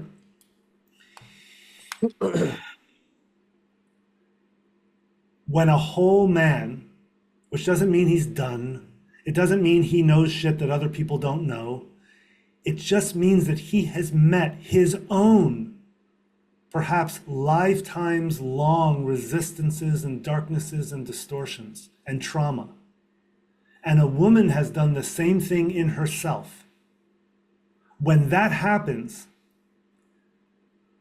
let me phrase this a different way. When a human being actually cellularly and genetically transmutes their previous addiction to their own darkness, inner union gets closer. The hieros gamos. The holy of opposites. The sacred union of the divine unchanging masculine and the divine undulating feminine together within one's own body, heart, mind, reproductive organs, tissue, cells, liquids, fluids, etheric body, karma. That starts to happen, that alchemical tantric union within one's own consciousness, or as one's own consciousness. When a man is doing that or on the road to that, and this is one way I would describe this is one way I experience what you're describing about your life and your journey and where you are now. And a woman, or if the two are oriented to men sexually, could be that too, both partners are finding their inner other, and not just finding it and archetypalizing it and having processes, but actually finding the place where, like, there's no more guilt in Sirhud. There's no more guilt in my psyche. That's the evidence that there's more space. Now, you can fill that with light, you can fill that with power, you can fill that with just simple emptiness and stillness. You can fill it with whatever you want, but that place used to be jam-packed with guilt and negativity, that would have kept going. So when that happens in each person and they get together, now what happens? I don't need you like the mating game dictates I do. I don't need your yoni. You don't need my lingam. I don't need you. You don't need me. Now, how exciting. Now what do we want to do together? How do we want to explore sexuality, if at all? How do we want to explore creativity? How do we want to explore higher or deeper or lower consciousness? How do we want to play and create together? That's untethered. That's untested. That's what's brand new, and that's what you're tapping on. I have some clients, women and men, and people in my little sphere that are absolutely in this same vibrational frequency. So this is happening on the planet, but it's very, very, very, very, very new. Wow. Talking about it being very new. So when you asked, when you said that everyone coming back to from where we went into this about my experience of the past 2 months. Yes. Right? Yes. Because I asked you, okay, where do you think we are based on the cycle? You said, I don't think we are doing good. I was like, I completely agree, because I personally feel, whether people are aware or not, that December and January, with Mars being in this particular place, Yep. the way it's being felt at the deepest level of existence, whether people are again aware of it or not and conscious of it or not, or whether they're recognizing it or not, is that there is that explosion wanting to erupt, but it's subdued and not able to manifest again at Yes. Mars position. And then I said, then you asked me, okay, have you been able to bring it out with the outlet which is healthy, or did you find a way, etc. And I was telling you that what I started feeling is that this is not the time for me to work. This is not the time for me to do too much outside in the world, and combined with this is not even the time to train. So intuitively, I was told that at a very deep level of internal knowledge, and hence there was no guilt. But okay, then what did I want? What I wanted was company, and I wanted company with the feminine. Now, I am really struggling to find females, and not even that I'm actively searching, but I know in a lot of ways the search is going to be futile right now, because as you said, it's very, very, very, very, very, very new, because very few people would be having this going on. Yes. That I really wanted company, and it might even have been leading to me then expressing myself sexually, because luckily all of that has become decently integrated. I'm quite fine with now wanting to be sexual again, starting in 2024. And I wanted that, but I wasn't able to find that. I was trying to communicate with people and trying to understand that. But the thing is, because unfortunately in today's world, everyone has been so messed up in the head that there is I would say there is a silent depression in majority of the people, and the loneliness being the pandemic. So that combined with the selfish aspect of the ego, combined with whatever, like we as men know that from women, then the whole box of complexities goes to another level, and then I don't have the patience to sit and penetrate a woman, at the same time be her life coach, at the same time take care of her and make her feel provided. I don't have all of that to give right now. Right. Not that I don't have, or not that I'm not able, or not that. It's just that there's too many complex problems that the other person needs to work on for themselves, and not any one particular person, everyone in society today. Yes.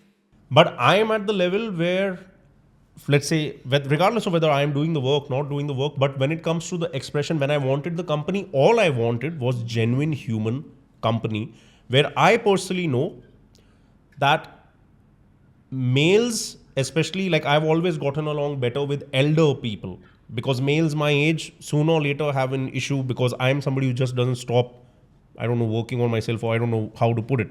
There's always some issue, and my comfort in terms of friendship is more with the female, regardless of whether sex is there or not. And all I wanted was that true authentic expression, or even true authentic silence, etc. And I tried to take steps, because I'm somebody who doesn't go out in the world and is not trying to do much, but I tried to take steps. It was a disappointment. Ultimately, I did not let it happen. And guess what? I was sick for the first entire 20 days of December, until I finally started acting on this. And then I wasn't sick. And then when I stopped this search, I'm sick again now.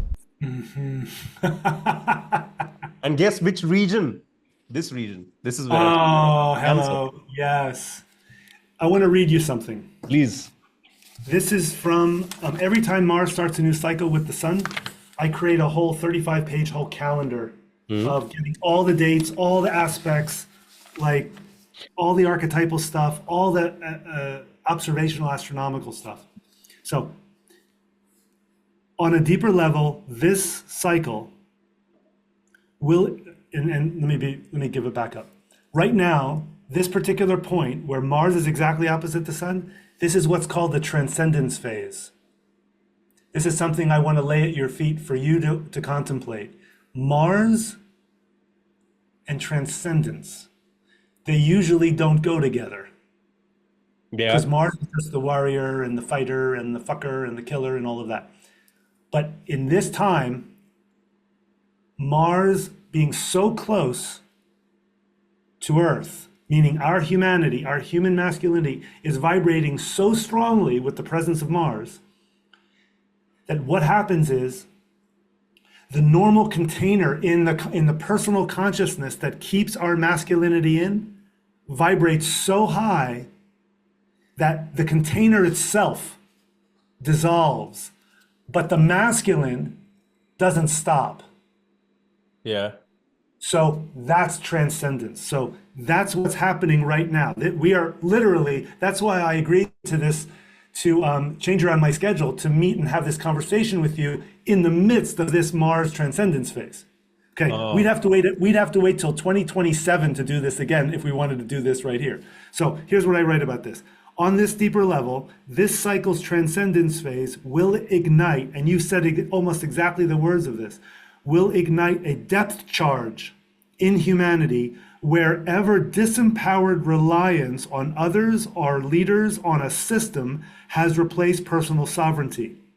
It just so happens that this transcendence phase occurs also at the full moon in Cancer. So the full moon stepping in front of this full Mars signifies either a reclaiming of one's emotional and psychological center, or angrily attacking and demanding others continue to do it for me. Give me what I want. And I had a tug of war exactly in that space during those last 10 days of December when I was trying for this. I've heard, and I went through something huge in the last 3 weeks, around December too. I've heard from so many people that this December was like, how do you describe this? Where human consciousness reached a tipping point, and then the person's ability to not react either allowed them to step forward into the future or collapse secretly and regress back into who they are, who they've always been.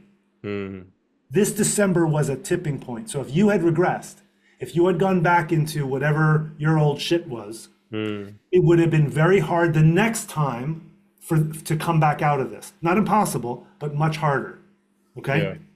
So here, the evolutionary opportunity now is for humanity to end its tens of thousands of years of subconscious assuming that we cannot provide for ourselves. This is the genius of the controllers. They have convinced us, we have become convinced that we are not reliable to provide for ourselves, to create a happy, successful, beautiful, evolutionary life. This is at a very, very deep collective level. So everybody has this personally also. This is a big part of the work I do around the human heart, is to meet the place and start to own where I'm saying yes to this darkness. There's nobody doing it to me. I'm not a victim of what happened. I'm not a victim of how you screwed me up 17 lifetimes ago. That happened. I never forgave and loved myself, and therefore I'm perpetuating the pattern. And that's what this is happening right now. So we are at this precipice right now. So let's see.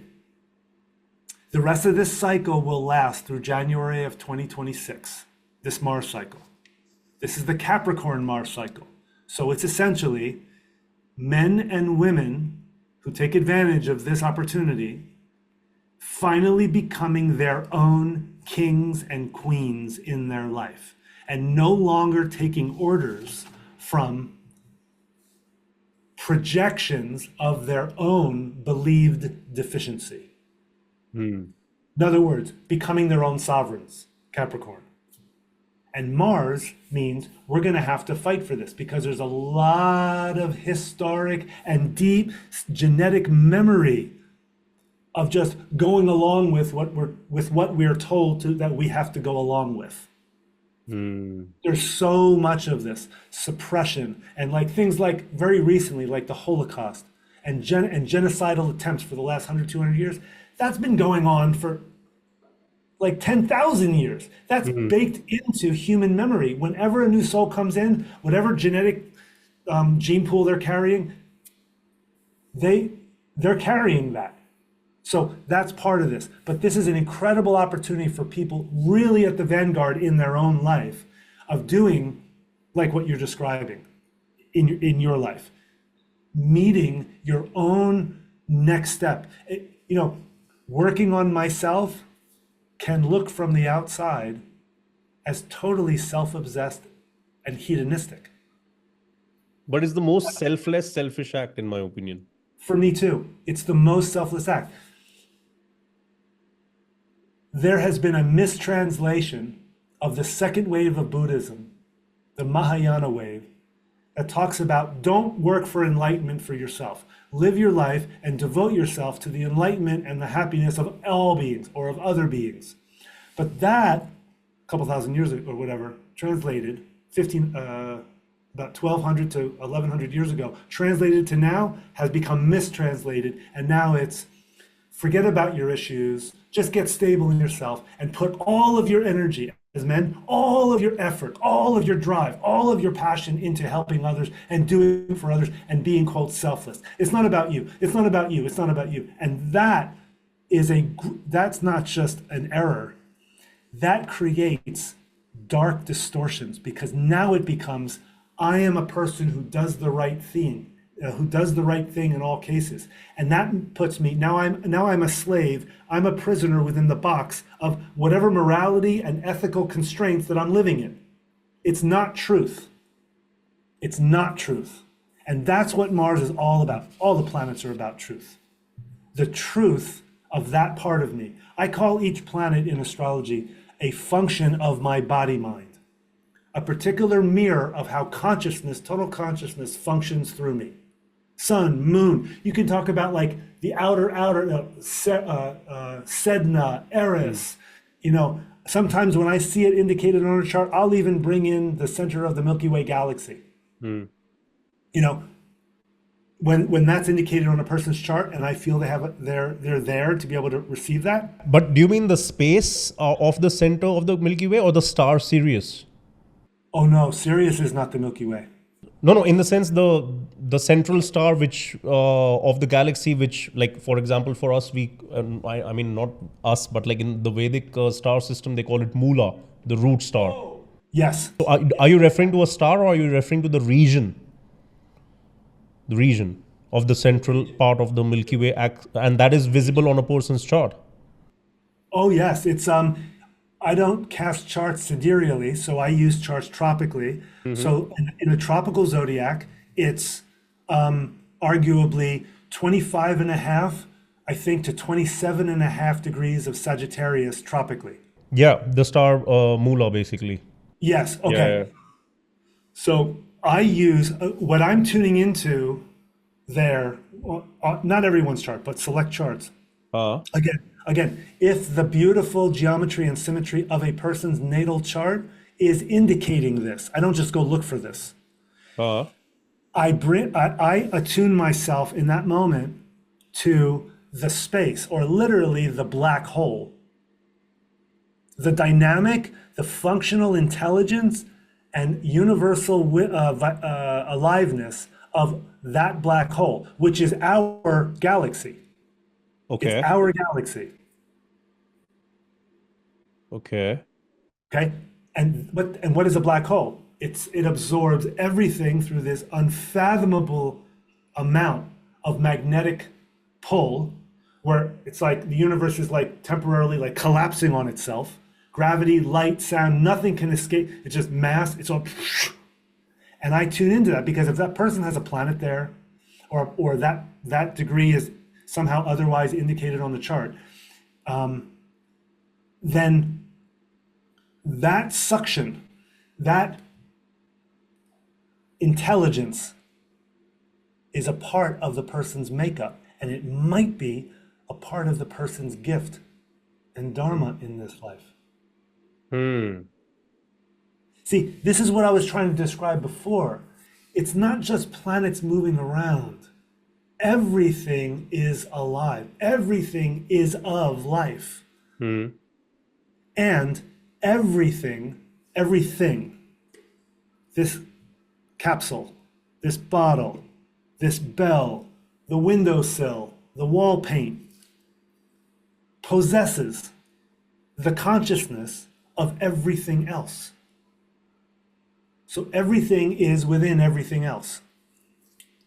That's how holographic, intensely mirroring we are. Why am I talking about all this? Because it's exactly what you are like breaching. It's exactly what you're coming into in your own life now. I want a woman, because I gravitate to the feminine, as you said. I want a woman to be able to meet me in friendship, in intimacy, or in spiritual companionship, or business partnership, or whatever it is. That's what it's like. I'm wanting to feel myself, what I've discovered in myself, in another. Yeah, in Okay? one way. And that's a challenge for people working at this level, because there's not many people on the planet working, and I don't mean working, but like living and creating. There's more of us.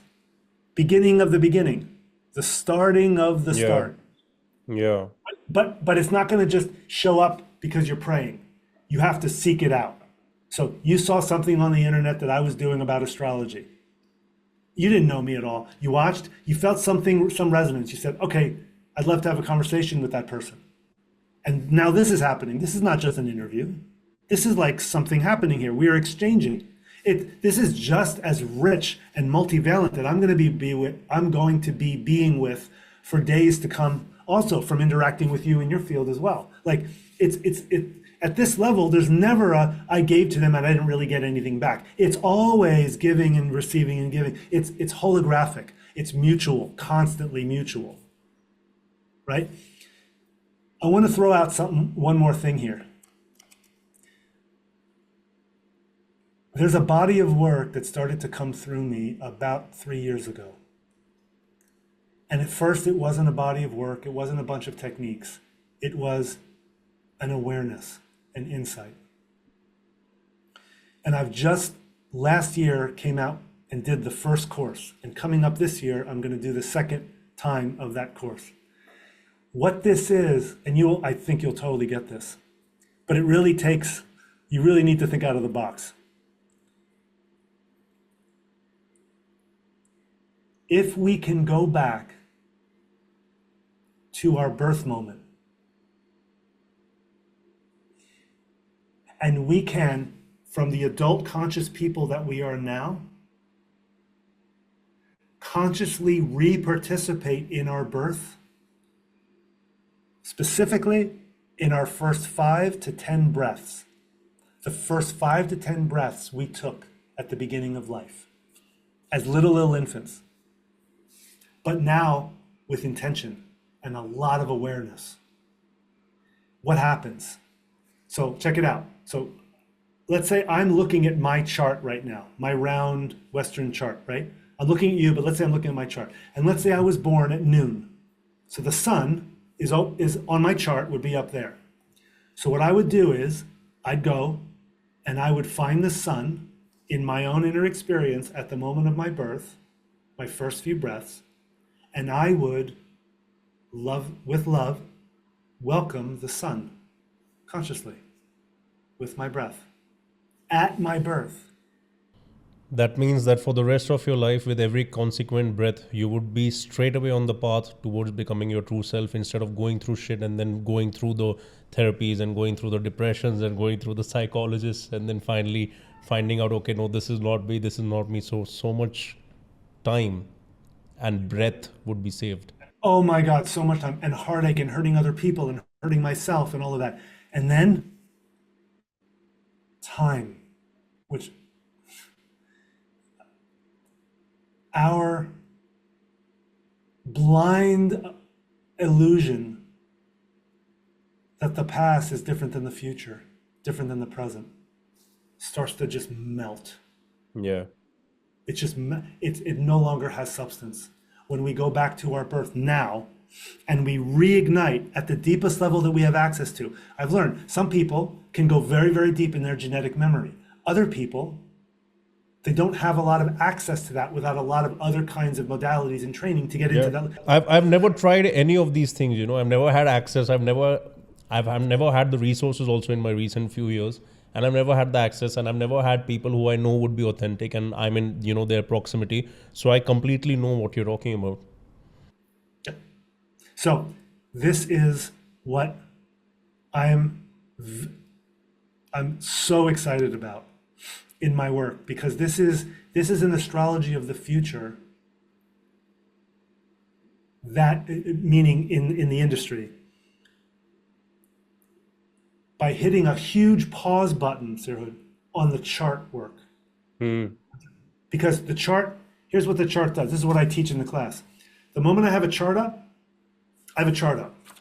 I'm looking at the chart. I'm going like this. I'm studying. Oh, right. Oh, yeah, I got to remember that. See, I'm looking at this thing that's telling me who I am and giving me insights and giving me reminders and giving me guidance throughout my life. So at the 3D level, at the basic emotional level and basic psychological level, it's healthy and good. It's useful, very helpful for a lot of people. It's a huge eye-opener for a lot of people. But when I stop that, when I put the chart down, and now I'm just with my body, which has taken a form of the body of the universe at that moment in time of my first breath, now I'm in touch with the freaking soul level genius that infused into this material reality from the divine. And I start to get infused, it's like I literally start to wake up the future computers, the future quantum artificial supercomputer intelligence shit of like 1,000 years from now, that starts to wake up within my own somatic flesh now. Because I'm not going back in time and doing like a past life regression. It's not that. This is not a mental visualization thing. This is, I'm using that framework of past, and I'm taking that in, and I'm finding the places in me where I have gone to sleep from the moment at some point from the moment I was born to now. Cellularly, genetically, spiritually. Yeah. And what this does for the species, in my opinion, Adam, is that the majority and the masses who will finally enter the transhumanism wave by letting go the sovereignty of their bodies. Yes. This is the antidote to that, because basically if you are yourself, even if you're poor or you're rich or anything, you will not care, because you're not looking for something from the outside to fulfill you. You've got the sun radiating through you via the most natural composition that has been given to you, and it's perfect harmony between the heaven and earth, actually. That's insane. Yes, exactly. Wow. Yes. So in the West, we call it a birth chart. I'm wanting to change it to be calling it a breath chart, a first breath chart.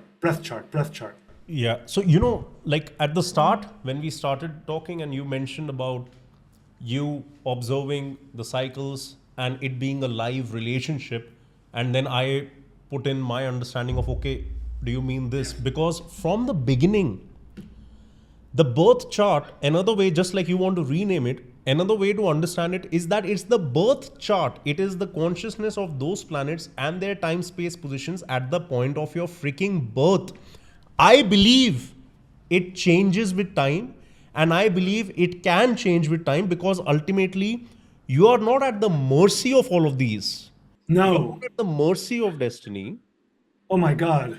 Even You're though you are a carrier of the quantum potential of that moment. Exactly. You can enact that potential and take it out of potential and turn it into actualized reality here. Exactly. So you mentioned the synodic cycles, and I had written it back there that, because you know what? I thought that if I ever have the, chance or the resource or the opportunity to sit down with the actual big astrologers of the world, hidden from the internet and stuff, I have certain, even more important than questions about myself, like I have more important philosophical questions.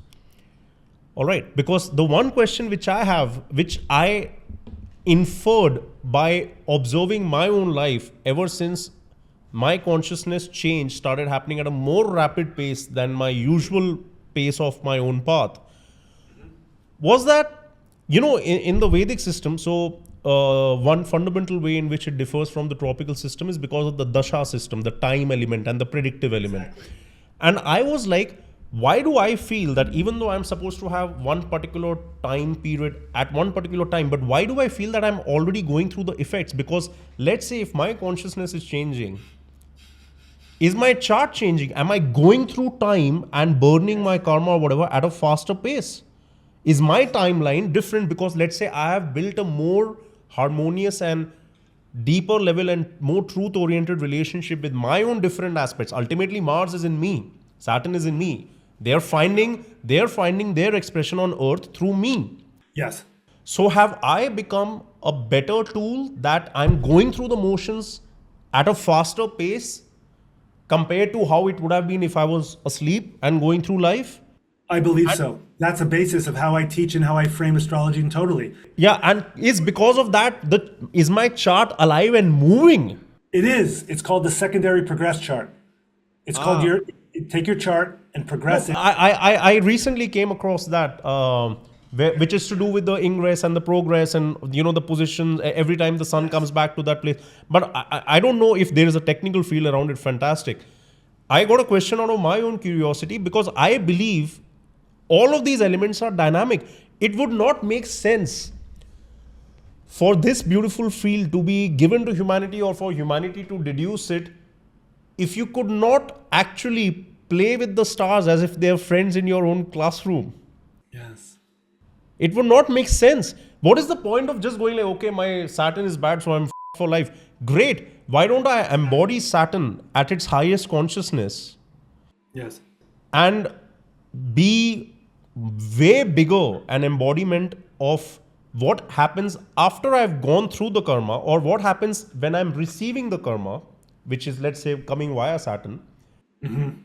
So do I just suffer and bitch and moan and cry, or do I just go to a psychiatrist by giving up control and take the antidepressants, because they're actually depressants? Or what do I do? Yes. But I can, and this is where I try to talk about the alchemy side of it, because I believe no matter what is going on, you are the transmutational, again, conducting rod, and I can turn the suffering into, okay, what do I do with this in a better way? Yes. Completely. Yes. Sirhud, I seem to be, you can totally do that. I seem to have found myself serving clients and students who have woken up to that fact and want to do a very, very thorough job of turning around the self-negativity and the lower thought forms and the emotional immaturity and the negative karmas. I'm blaming everyone and whatever into. So I can do that by going through an empowerment empowerment workshop, and I can learn astrology to really empower myself. But I've never actually touched the source of where I'm doing that to myself. I can stop the behavior, but the source hasn't been touched. Okay, so to your question, that's obvious. Yes, that is, the planets are here for us because the planets are in us, because we are them and they are us. That's the root of this. So going back to your question, how are we doing humanly wise? When I said not very well, because majority, and by the way, my answer about we're not doing well, I gave that response based on the way that the outer world is looking. The way humans are governing ourselves, how governments are, the amount of corruption, the deep state, the dark state, the controllers, all of that, the psychotronic war, the deep, ancient, gnarly shit that continues to infiltrate into human energy and human consciousness. Potential, yeah. Potential.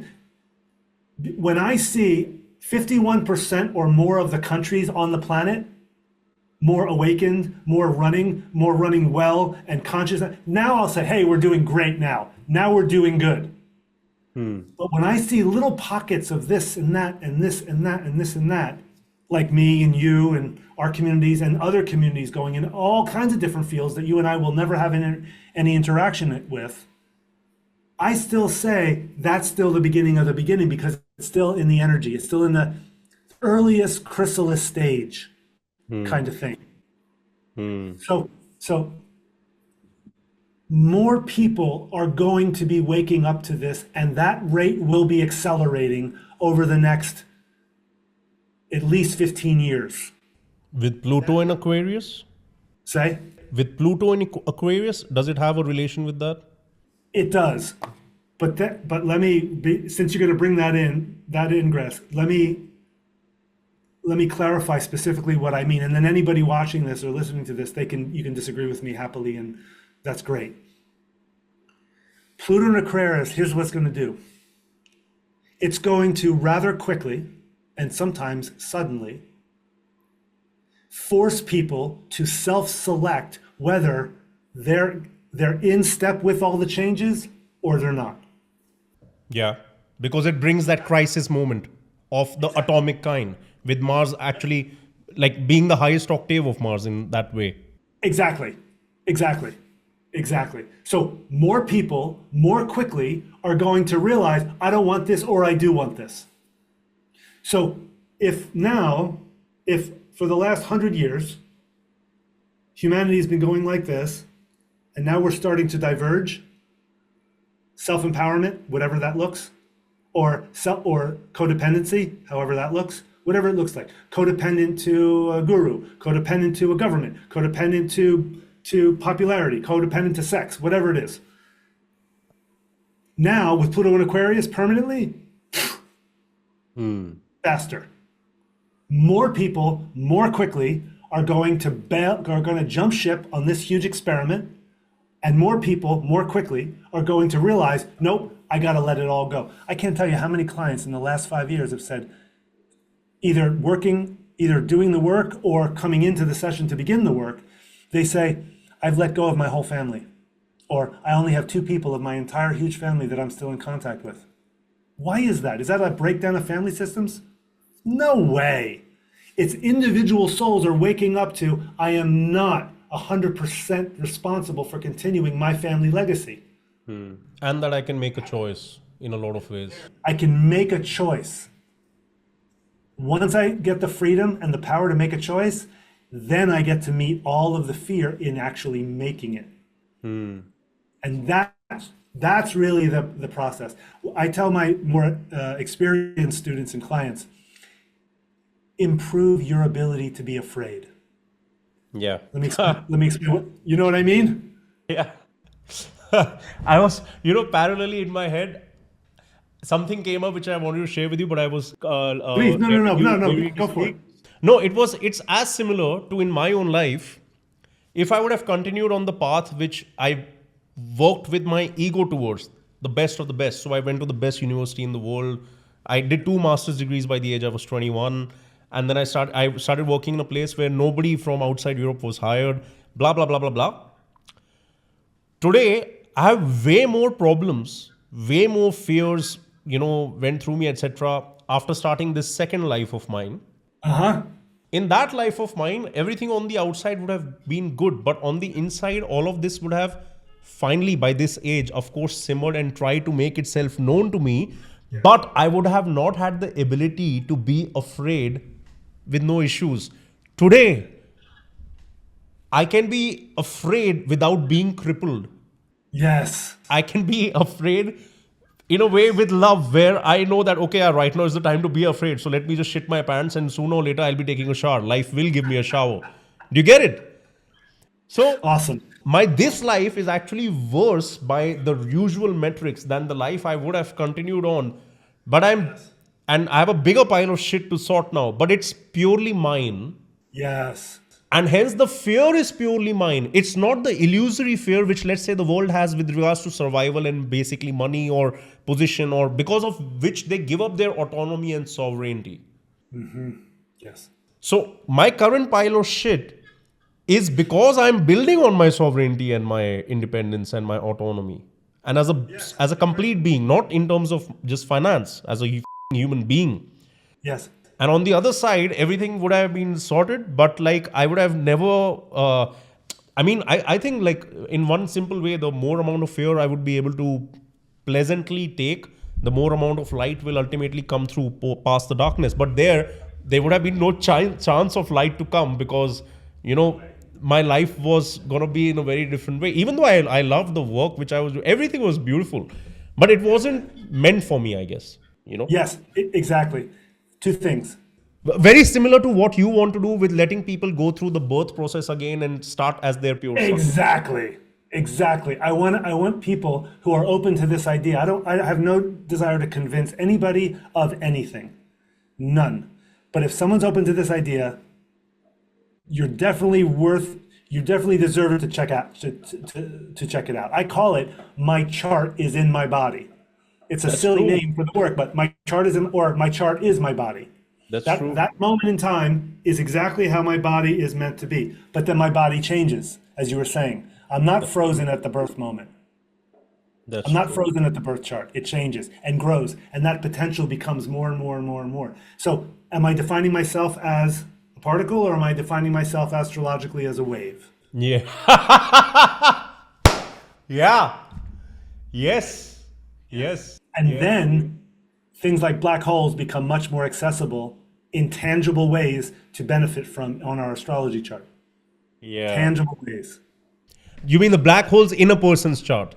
A black hole in a person's chart, because the base, Such as the North Node area, let's say, the darkness area, which they are not, this thing about. the what? Sorry. Such as a black hole area, such as, for example, Black hole area. Yes. such as the North Node, the area which you're born this time to discover and explore, but most people are afraid to venture there until they finally do. So, like something in that kind I see. Well, for me, the North Node, there's no. Oh, I see. It's not really a black hole. I just mean like uncharted. There you go. Yeah, it's I call it who I am supposed to become and realize and take great pleasure in to greater and greater degrees. Dharma. What I'm supposed to do, but more specifically, where from inside of me am I supposed to be living and creating from, what I'm supposed to be doing in this world, to ever more widening and deepening degrees. Richard Bach the author has a great thing. He says, you don't have to worry about if you've completed your life purpose. If you're alive, you haven't. If you're alive, you're still working on your dharma. Yeah. So keep going. Okay. Right. So yes, absolutely. Rahu is the metaphoric or the symbolic dark place, because But I still think what you mean is even darker places than where the North Node is in the chart. You mean that? So, for example, let's say a human being has these 12 different areas of their life relating to the 12 different signs of the zodiac. Yeah. Please. So, of course, the North Node is there, but basically the 12 different zodiacs are there. Yeah. And obviously, there are some which we are, let's say, not activating or not getting results of, or have no conscious attention towards there. Like we are asleep to them in some way, and they are unconscious for us, and they are the true black holes, regardless of whether the zodiac, that particular sign, contains a planet or not. Exactly. Yes. Okay. So I recently, while, again, studying randomly without any teacher, I came across this concept of Dagda Rashis in the Vedic system, which are called 0-point Rashis, I guess, or 0-point signs, which basically means that for almost every ascendant or every nakshatra, based on whichever star you're being born into, there are one or two signs which you're unaware of, or basically they are not able to give you the results simply because you're not actually becoming them at all. So let's say for somebody that 0-point Rashi is Pisces, all right? Yes. So let's say that person and the person being born, and I just learned this today from one of the Indian astrologers who's teaching. So the different phases of the moon, right? So you have the first night after the full moon or the new moon, and then the second, and etc. So in the lunar-based Vedic system, we call them tithis, all right? Yes. And the second one, the Dvitiya Tithi, for example, those people have the nature to collect things, because the first Tithi is ruled by the sun. So it's about pure radiance, ideas, creativity, starting the initiative, but never being satisfied ultimately, etc. The second one has to do with collecting, bringing together things, etc. So, and that has to do with the moon. Okay. in terms of its, lordship, planetary lordship of that phase of the moon. Yeah. But the thing is, for those people, the areas of Sagittarius and the areas of Pisces are invisible in their own consciousness. And the way that is happening is because, let's say, when they're born with that emotion, whichever night of the moon they're born with that feeling in life. So they want to collect things. Either they want to always keep the people together, or they always want to keep the finances together. And since Pisces is invisible to them, whenever something bad happens, they don't know how to let it go. Yeah. And they hold on Because to they're that. always collecting. Yes.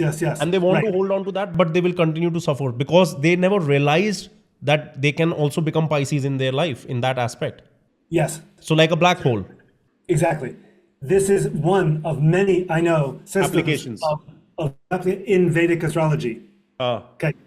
But there's also many going back to the Babylonians and all the subsequent genesis of Western astrology, what became Western astrology. But let me say this. Those teachings and those significations that they give, the person born in the second Tirti won't have they won't be able to let things go and all that. And the person born in the third will have this other problem. Yeah. It's accurate to a point. Yeah. The problem is when astrology left the temple, left the elite kings and queens and the emperors, and astrology started to be becoming disseminated for everyone, the normal people heard this from took it as a rule. Took it as a rule. Yeah. And so now it became their own limitation. Yeah. So I totally hear you. I know exactly what the astrological technique that they're saying that is. Yeah. Because the relationship between the second and Pisces and the second, because they're mutable signs. But the problem is, look, the opportunity for that is for a person to go through that and take it on themselves, and then eventually one life to wake up and realize that's not my limitation. I do not have to believe that anymore. Yeah. And that's the process that I think that the gods want for us. That's the process of awakening. Yeah. Just like you're going through it at your level, I'm going through it at my level, she's going through it at her level. Every step of the way, we are like taking the clothes off and like scrubbing our skin off of the old ways of living in ourselves. So to this point, you shared before about how like now in your life, like back when you had the job or in the career and the job, you were like outward, your life was great, but inward, like you couldn't have dealt with anything. Now on the outward, your life is more shit. There's like piles of shit around you, but that pile of shit is literally manifesting because of your two things. One, because of your own courage to evolutionarily keep growing. But two, it's manifesting because of your own karma at a more subtle level than just, I hurt someone in the past, now I'm going to get hurt in this life. See, there's karma at this level, then there's karma at this level, there's karma. See, cause and action or simply karma based on the different bodies we have. There's karma at the causal level, karma at the gross body level, karma at the subtle level, basically. Exactly. So this pile of shit around you, as you described, this pile of shit around you that you're dealing with now, even though you're so much better to be able to deal with it now, like you're just so more in as you're describing. The reason this is showing up as a pile of shit, as an initiation into your next phase of life, not a huge influx of abundance and clarity and longevity and pleasure, is because of something, either you or not even your own self, just something that you entered into when your soul came in that you had to participate in as part of what they call the price of doing business to become a human being. Mm-hmm. So the more a person clears of their own shit, the less personal they take their own shit.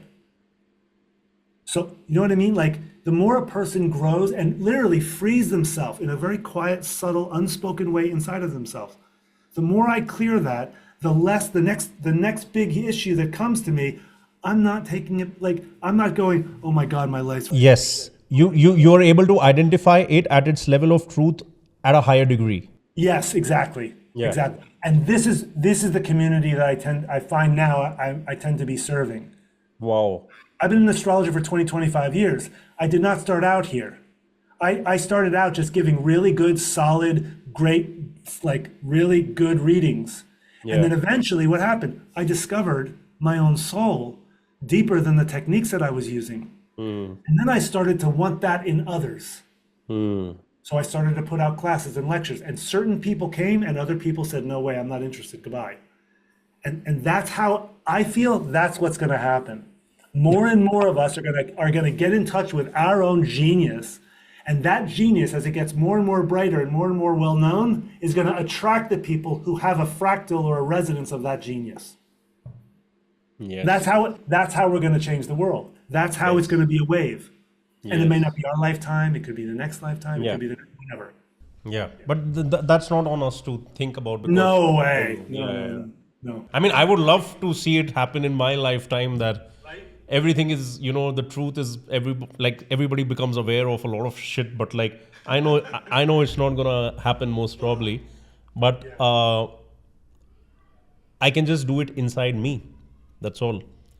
And I mean, of course, it'll benefit me, but with the idea which you have of the tributaries going down into the rest of material reality, I really gotta encompass that in my own head because, Right on, man.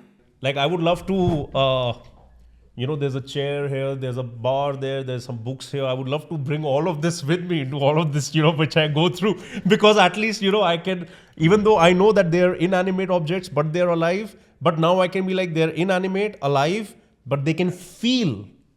Yes. And what I would love to do is I would love for them also to not just go through the bad parts of mind, which sometimes would be very helpful to distribute the pain. It would be. Yeah, but what I would love for to pass through me into them is the urge which I have, which leads me to, let's say, just simply have this kind of a conversation. That urge, that hunger towards the sun, maybe, or I don't know, towards the truth.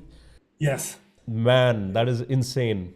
And I would love to actually encompass that. Wow. Yes. Yes. Wow. That's really, really insane. That's wow. It's like I've been doing astrology a long time, and a lot of people have been doing it as long as me, or much longer even. I used to think, wow, Adam, you have a real issue. Like when you get bored, you get really angry, like unnecessarily. When you get bored, you got to go do something. No, it's not that. It's that there is a passion. There is a fiery urge in my belly to speak, write, share, to silently transmit what I'm made to transmit. Yeah. That's all I want to know. Am Yeah. I transmitting? Am I sharing? Am I being silent? Yeah. The thing that I'm meant to be silent about. Yeah. And that is what is that unlimited, ever self-replenishing fuel which I find with whether I'm depressed, whether I'm happy, no matter what, which is the energy behind me every day studying this subject. As a person outside of this field, I'm not an astrologer, Adam, and I don't even think I'm going to become one, but I want the knowledge, and the reason why I want the knowledge is because, as you said, like the way astrology came down, let's say, from the elite, and then everybody thought that, okay, then I'm a Pisces, I'm a whatever, and then I'm limited into that. For me, when I was young, I used to hate it when mom used to go to the temple and say, come along. Because after a point, I was like, they're keeping it dirty, they're like, they want money. But it was, I did not understand what was going on. Today, I understand it better in that way. And the same thing is with astrology. I used to, just like the pundits in India, the majority of them are basically selling fear and hence a solution for the fear, etc. Same thing as the pharma. Everybody is just, I don't know what the is going on in the world. Yeah. But when I came across the subject, like the Vedic word for it is Jyotish. You must have heard that, of course. Oh yes. The Vedic word for it is Jyotish, which is made up of these two words, which is Jyoti, which is light, and Ish, which is short for Ishwar, which is Lord. Ishvara. Yeah. Is the light of God. So if I would ever get into Jyotish, whether it's even a pastime of mine to read or to save myself or to go to a Jyotishi, an astrologer, to learn about my life or prediction, or you know how people are using it over here, which is the right day to open my shop, what color car should I buy, they're using it there. Oh, yes. And I go like, this is like, you know, like how you have the X-Men and you get that Cyclops guy. All right. And just imagine if your visible spectrum of this light, just like with the ears, we have 20 hertz to 20,000 hertz of sound that we can hear. The same is with the light, right? So we can't see UV or infrared and stuff like that. But just imagine if perceptually you could see through. Yes. And that's what the light of God, if you align yourself to that, such as what you would love to do, and I wish it happens, and I would love to contribute in any way that I can towards that exercise of getting a human being to take their first breaths again. If you could just do that, I mean, it's impossible to explain the effects of that, man. It's just, it is something which has to be experienced, and guess what? It'll tear you apart into something way more bigger than yourself. Yes, it will. Because when I went through all these energetic surges of realization, you know what I crave for today? I crave for more than 24 hours in a day.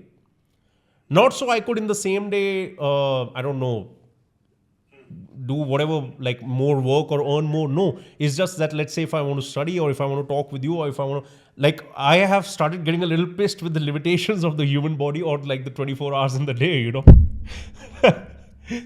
That's what started, Oh, yes. you know. So That will continue, yes. Two things I want to mention. One is, and I'm really sorry if I'm holding you up for time, by the way. not at all, not at all. Okay. This is, I'm sure like you, just a real treat to meet another human being, another man with whom we can really be met and meet in. Thank you. I also, Sirhud, work with men very deeply in a body of work that is rooted in their own anatomy.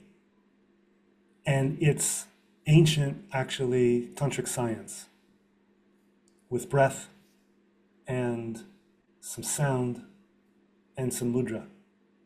And it's a whole deep course, very, very deep for men, ready to basically get out of their entire conception of who they are and tap their own power within their own bodies, the consciousness centers within their own bodies as men, right? And so I just wanted to share that because you work a lot with men and have done so for a long time, and I pray you continue to. I pray your path continues to reveal that is true for you to do. Because of your raw truth, because of your raw truth style, because of your non-persona approach to meeting men. And my sense is the more that you do that, because I found this for myself, the more that I work with people at that level of honesty, it only enhances my ability to live that in my personal life. And then that more embodied, naked honesty with myself now starts supporting the work even more. So now I can give even more direct and even more loving and even more insightful support for the people I work with. Yeah. You know? Yeah. So that work, the men's work, and the chart body work are like the two leading edges right now, just when we're recording this, of my like, I'm just very excited about both of them because I feel like I'm contributing, even if like very few people show up to each of them, you know, as I continue to offer them over the years coming up. I know I'm contributing to something, not up here. I absolutely know I'm contributing to something that is so deeply meaningful and important in my heart. And as men, it's like this. One of the ways that I help a man assess the first step to getting more into his authentic masculine is his liability fear or anger? If it's fear, it means he's not engaging himself enough. He's not participating in his own experience enough. He's too wrapped up in other people and society and what people think and all of that. Yeah. If he's always forcing himself, trying to do life from a place of resentment or entitlement or anger, then he's not in touch with real anger. So like I said before about getting better about being afraid, men can also get better about being angry, which means there's no longer anger at. Yeah. You screwed me over. I'm going to get you. That's anger at. That's just, you're just setting up your own death right there. Goodbye. Yeah. That's powerlessness. Yeah. And the other thing I want to say here to folks listening here is everything that you see and you experience on the outside of your life, grossly and subtly, is happening within you. Everything that you are challenged by, everything that you are in love with, that you just think is gorgeous and amazing, even if your bullshit mind says I'll never have it, it's totally within you. That's where to gain the world's riches, like you have. That's why I'm still here with you on the call, and I haven't hung up an hour ago because you're living this. I just want to, co-create with people who are living this because there's so few. No, thank you. So many people are in their heads and in their agendas. Oh my gosh. No, thank you for that. I have one question for you though. Yeah. And I don't really think it's a question. I think it's more about don't you also get pissed off by this kind of a thing where, okay, let's just say that Mars is giving us, the impulse and the vitality and the energy to actually transmute the desire of our consciousness into our physicality. All right. So let's say your true self, while being on this journey via the physical body Mars, the true first house of the body, Aries, etc., that, you start doing all of this. Yes. And then you're discovering more about yourself. And of course, you can't wait to go even further, right? Yes. And then just like how a Mars and a Saturn conjunction in a person's life would be as if you have a car and you're pressing the accelerator and the brakes at the same time. How do you deal with the brakes? Right. How do we deal with, the summer order? Okay. Yes. Yeah, Here's how. Well, there's not one way. The secret to dealing with this, how do you deal with the brakes? Which you're not putting is just the breaks of the material physical limitations of reality. Yes, and your own karma, and culture, and culture, and things that you have no power over, like to changing. Right. Yeah. Here's how. When you like the moment that you get frustrated, the frustration, the annoyance, the irritation, when that reaches a certain level, more than just it sucks. Okay, like when it really starts to hit home. Like it sounds like you're asking about. Mm-hmm. Okay. In that moment, with eyes open, dissolve the brake, and with eyes open, go inside and may take some time, find where you are wanting, or you are getting some kind of enjoyment secretly from having the brakes put on you. This is not a psychological thing. It's not even an emotional thing. The conscious psyche and the emotions will be the effect of actually getting in touch with this. And this is where we break the sound barrier from what I call the superficial subconscious and the medial subconscious into the deeper suppression of the deep subconscious. So again, when I'm feeling the brakes pressed on me, now it's like getting more than a little annoying. Like I'm really getting angry, and it's stifling me. Now, and I go inside and I go through the levels. You're changing worlds here. Remember the roots? This is how you do the roots down. You meet the dark, you go all the way down, and you get to the place where, if you can find it, where you are getting something from being braked, where you are not benefiting, not even enjoying, but there's some kind of Shakti that you are receiving, even if it's twisted and dark. But it was self-created or self-desired by me. Ah, So that's where I need to change it. hold on. You have to define the self, because down here, how are you defining a self? Because there's no self-image down here.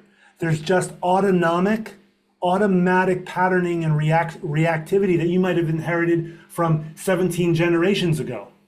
So I'll try to come up with an example for this.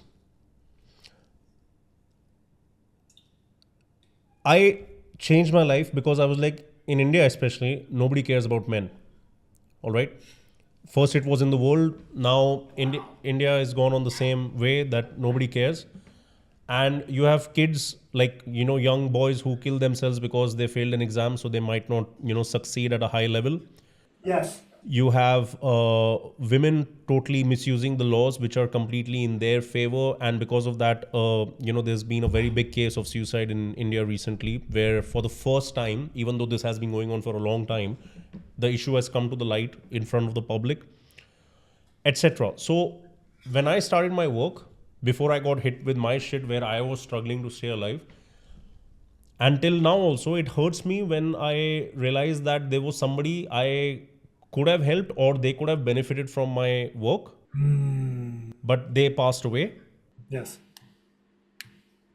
And that is where, in my physical material manifestation of life, the breaks have been that due to a few reasons from the outside world, because of the agendas being run in the world, etc. I don't want to get into the reasons, but my work has been stopped from reaching more people.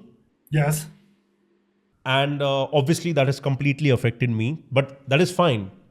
The thing is, originally why I set out to do all of this was because nobody's working for men. There's a shit ton of government initiatives for women. There's NGOs, there's everything. For men, there's nothing. Wow. Even the law is not there for men. All right.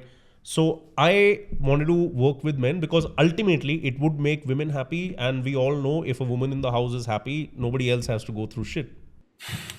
Okay. Because she's going to do her dance, and her dance is going to be subliminal and psychoactive, projection of a bunch of things, compared to the man who's going to be more direct and frustrated and will take it out in the gym or might just raise his hand on somebody, etc. Now I would have loved if people knew, the people who were in need knew of what I was doing and the work which I've already put out, because maybe without even having to come in contact with me, without even having to come personally in touch with me, just from the shit ton of work which I've already done outside and it's available, they could have benefited. But let's say my karmas, my life, whatever, it manifested in such a way that, the breaks are there, because of which my radiance has not gone out. And now, obviously, because of my current, orientation in nature is that the pain of the other is hurting me a lot. Yes. So you're saying, for example, you go into yourself and you try to figure out that if the breaks are there, what am I getting out of it? Or is there a way that subconsciously I might be wanting the breaks to be there? Yes. Where I try to find either the pleasure or the benefit, or even if it's not a pleasure, but it is me who has kept them there. Yes. And what am I getting? First is finding the place where I'm allowing, permitting, or enjoying the breaks being put on me. Now, most people, in my experience, they need to go through the anger a lot. They need to really, really go through the anger and the irritation and the frustration. And because you can't just go to what I'm talking. Look, you're asking a question. I'm giving you the honest answer, and this is how I work with people. I'm telling you, I'm not interested in working with people to help them understand themselves better. I'm trying to help them tap into the actual Shakti pool in their own consciousness, their own soul, so that they can be complete sovereigns over all realms of their experience, including their darkness and their shadow. And this is how you do it. Otherwise, it's just an intermediate step. Nothing wrong with that, but it's not to the baseline. Here's another thing that I've seen in myself, definitely, and in people I work with. Let's say I'm in that situation, I'm getting blocked, I'm having just everything blocking me, and then I get sick, okay. And I go deep inside. I may find, oh my God, I'm making this a problem. I can't find in me, like not just in my emotions or in my mind, I can't find in me the place where this is a problem. That's a shock. Like I thought the world stopping me from helping the people, the community that I want to help would be a freaking problem. And you know what I'm finding in my heart? It's not a problem. Like I could leave and then compare that I'm not doing much for that community to the ideal of what I should be doing. And oh, there's the problem. That's where the problem gets generated from. See, that's what I'm saying. A person, when they go down in here, you can find anything, but it will always be the truth for you. It will always be your truth if you can go through, if you can get down there. Now, most people can't do this alone. I couldn't do it alone for a long, long time. I needed a guide or help, you know? So, do you understand? I'm speaking of tapping a deeper layer of our residual and biological and whatever suppression down in there. And so, because nobody is a victim, it's impossible to be a victim. Like that doesn't exist in an actual reality. Even people being completely oppressed over their whole lives. You can call it, oh, well, that's their karma, or you can call it, well, that's light playing with dark. You can describe it philosophically however you want. Yeah, but for example, even the matrix would continue to exist as long as people remain in that state of mind of victimization. Exactly. So that's why at some levels of Buddhism, they describe samsara as not a problem. Suffering is not a problem because suffering will always be there. As long as there's the idea of enlightenment, there will be not enlightenment. As long as there is enlightenment is a thing to achieve that's not already right now, there will always be the opposite, the polarity.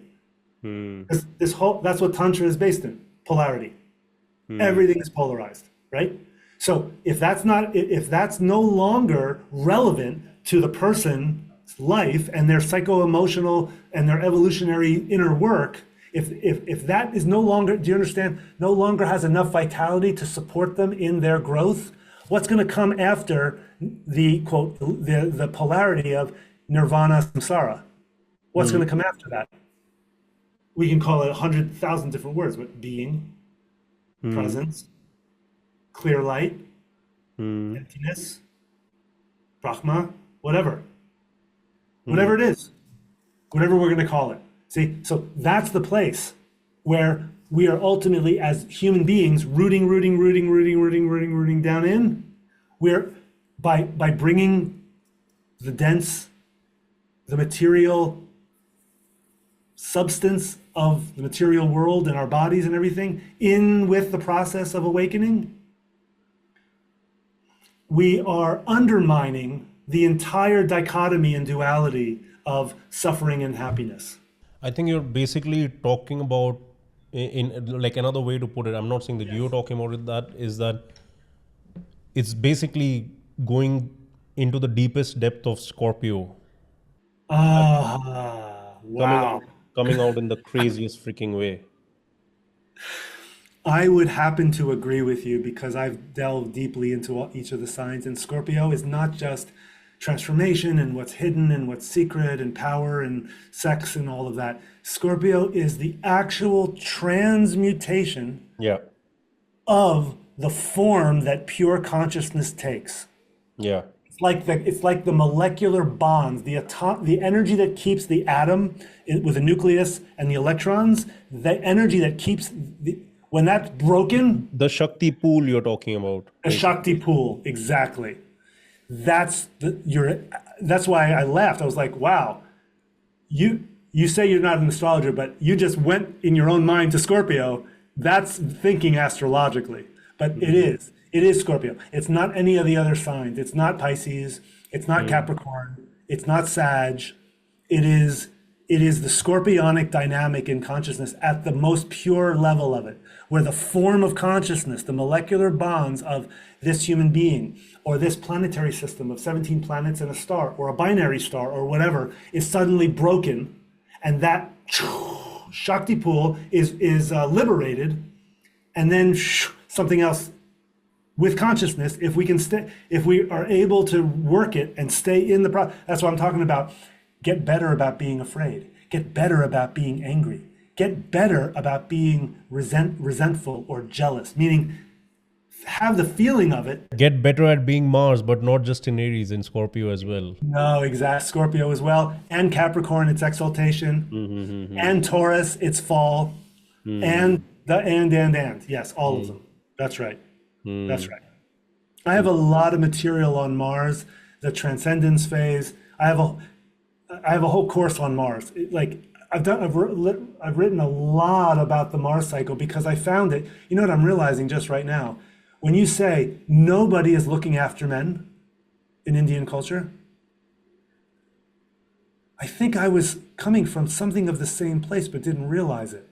No one was speaking about the evolutionary, not no one, but very few people, and certainly not with a large audience, could speak about the deeper and wider dimensions of Mars in its awakening potential, in its evolutionary, embodiment potential.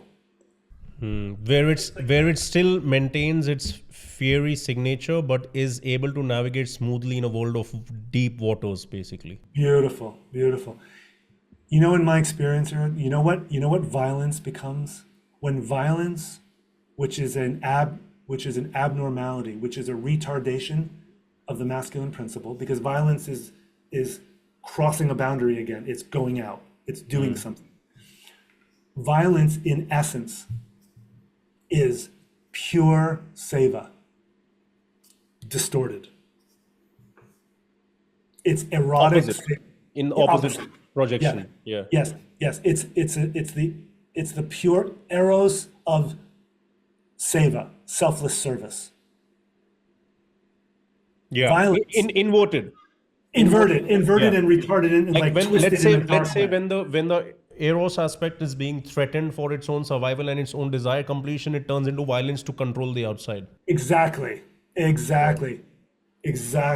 Or there's some kind of bottomless, insatiable need that the person or the self can't recognize is its own darkness, and so it's constantly needing to take and touch and change and fuck and hurt and all of that. Violent.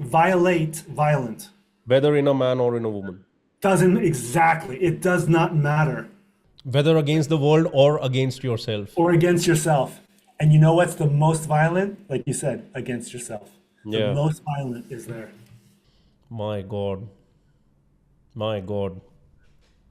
Yes. Hey, I got an idea. One day in the future, let's do this again. 100%. And you know what? I've got two requests for you. One request is 100% we do this again. And let's enter with beautiful Venus. Oh. And I want to expose her also, not just Mars. Absolutely. Yeah, right. And you'll have a whole book. You have a whole book of lots of writing about Venus, multiple levels. It's very deep. Yeah. Great. So I would love to have a conversation with you, which is, beneficial to everyone. Yep. With regards to the Venus aspect. That is the transpersonal request I have. And the personal request I have is I would love to have a reading with you for my own chart. I don't know if you do reading. I don't know what you do. I'm really sorry. But I would be honored. I would be honored. Yes. I would explore that, and I want to book it with you in the right process and professionally, and only get it at this level of depth. Expose the living out of me, basically. Wonderful. To myself. Wonderful. Because I don't have a question. I've got obviously stories. Questions are unlimited, but I think it's more important to know what would be the right question. So why not let just the guru or just whoever has the knowledge to start at their level, Because exactly. That's probably the best thing I would be able to do as a student of myself in that moment. Beautiful. You will receive an email from my office with the process. It's very easy. You go to the page, you choose which kind of reading you want, you then go and we'll do it. Yeah, I mean, whatever is your deepest, expertise in out of your own personal experience. Got it. Okay. No. I know. That's not on my website. That's only for select people. Okay.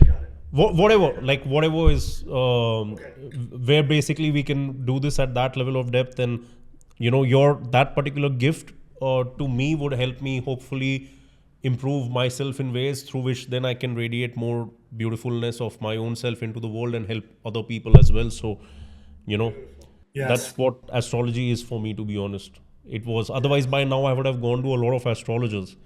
Oh, yes. But the thing is, as I started studying, I realized that first of all, there's so much to this, and for me, I still don't have the answers as to how am I still alive after the things which happened. But I've got so many other questions which have so much more weightage in terms of light years of distance that I want to travel in those directions.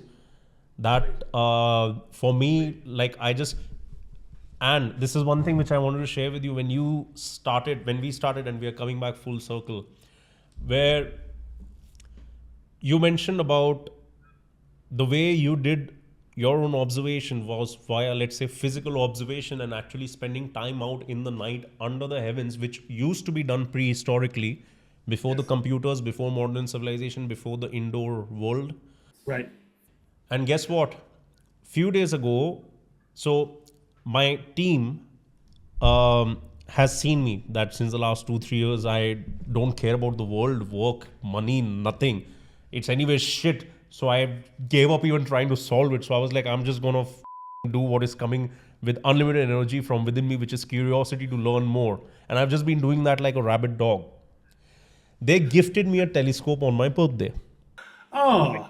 Now, guess what? It's been a bunch of months that it's been lying there because I'm like, where I live and being in a city, I'm starting to get unhappy and I'm starting to sense a few things which might happen here. So I want to move.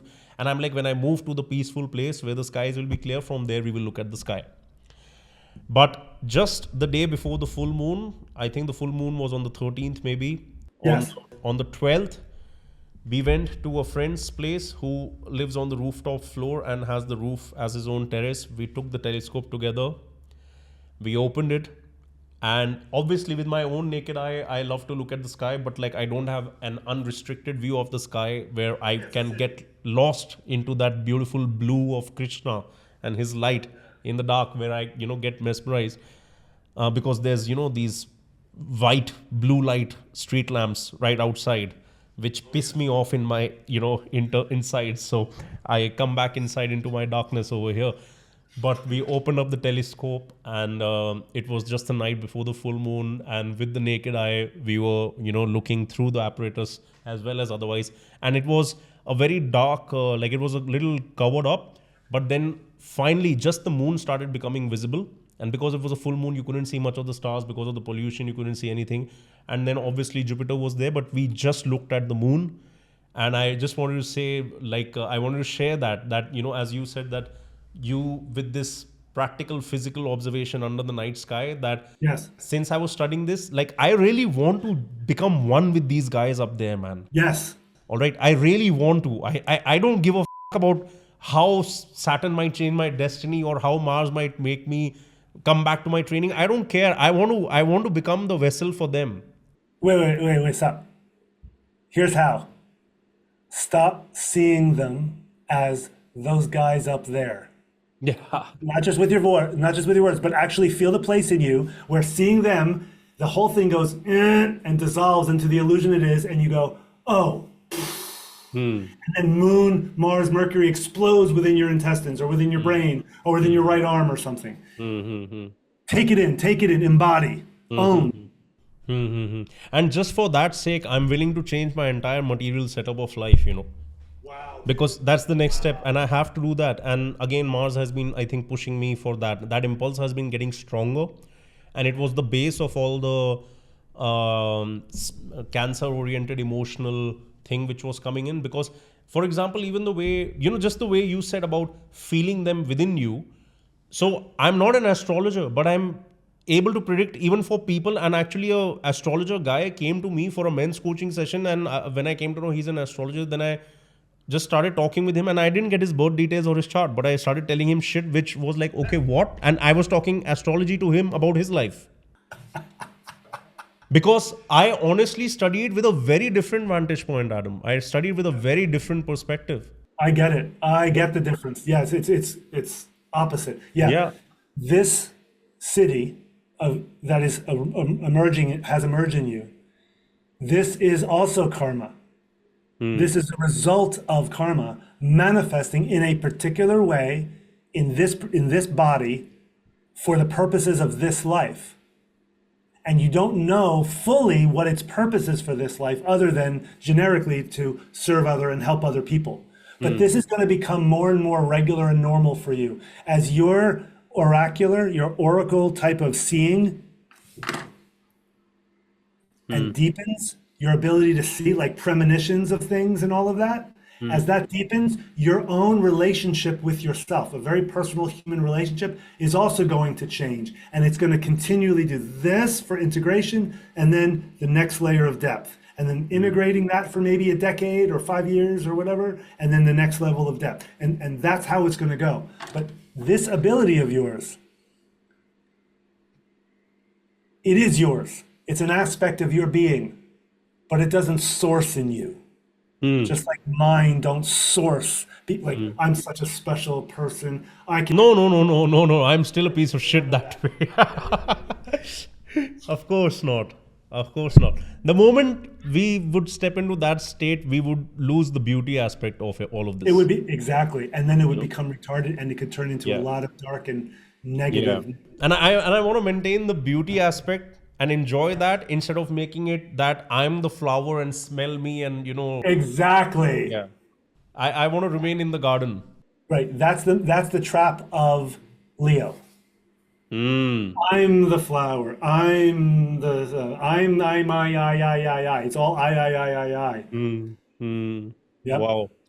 Adam, I Such a pleasure. yeah, I don't have words to express the way this has brought about so much power.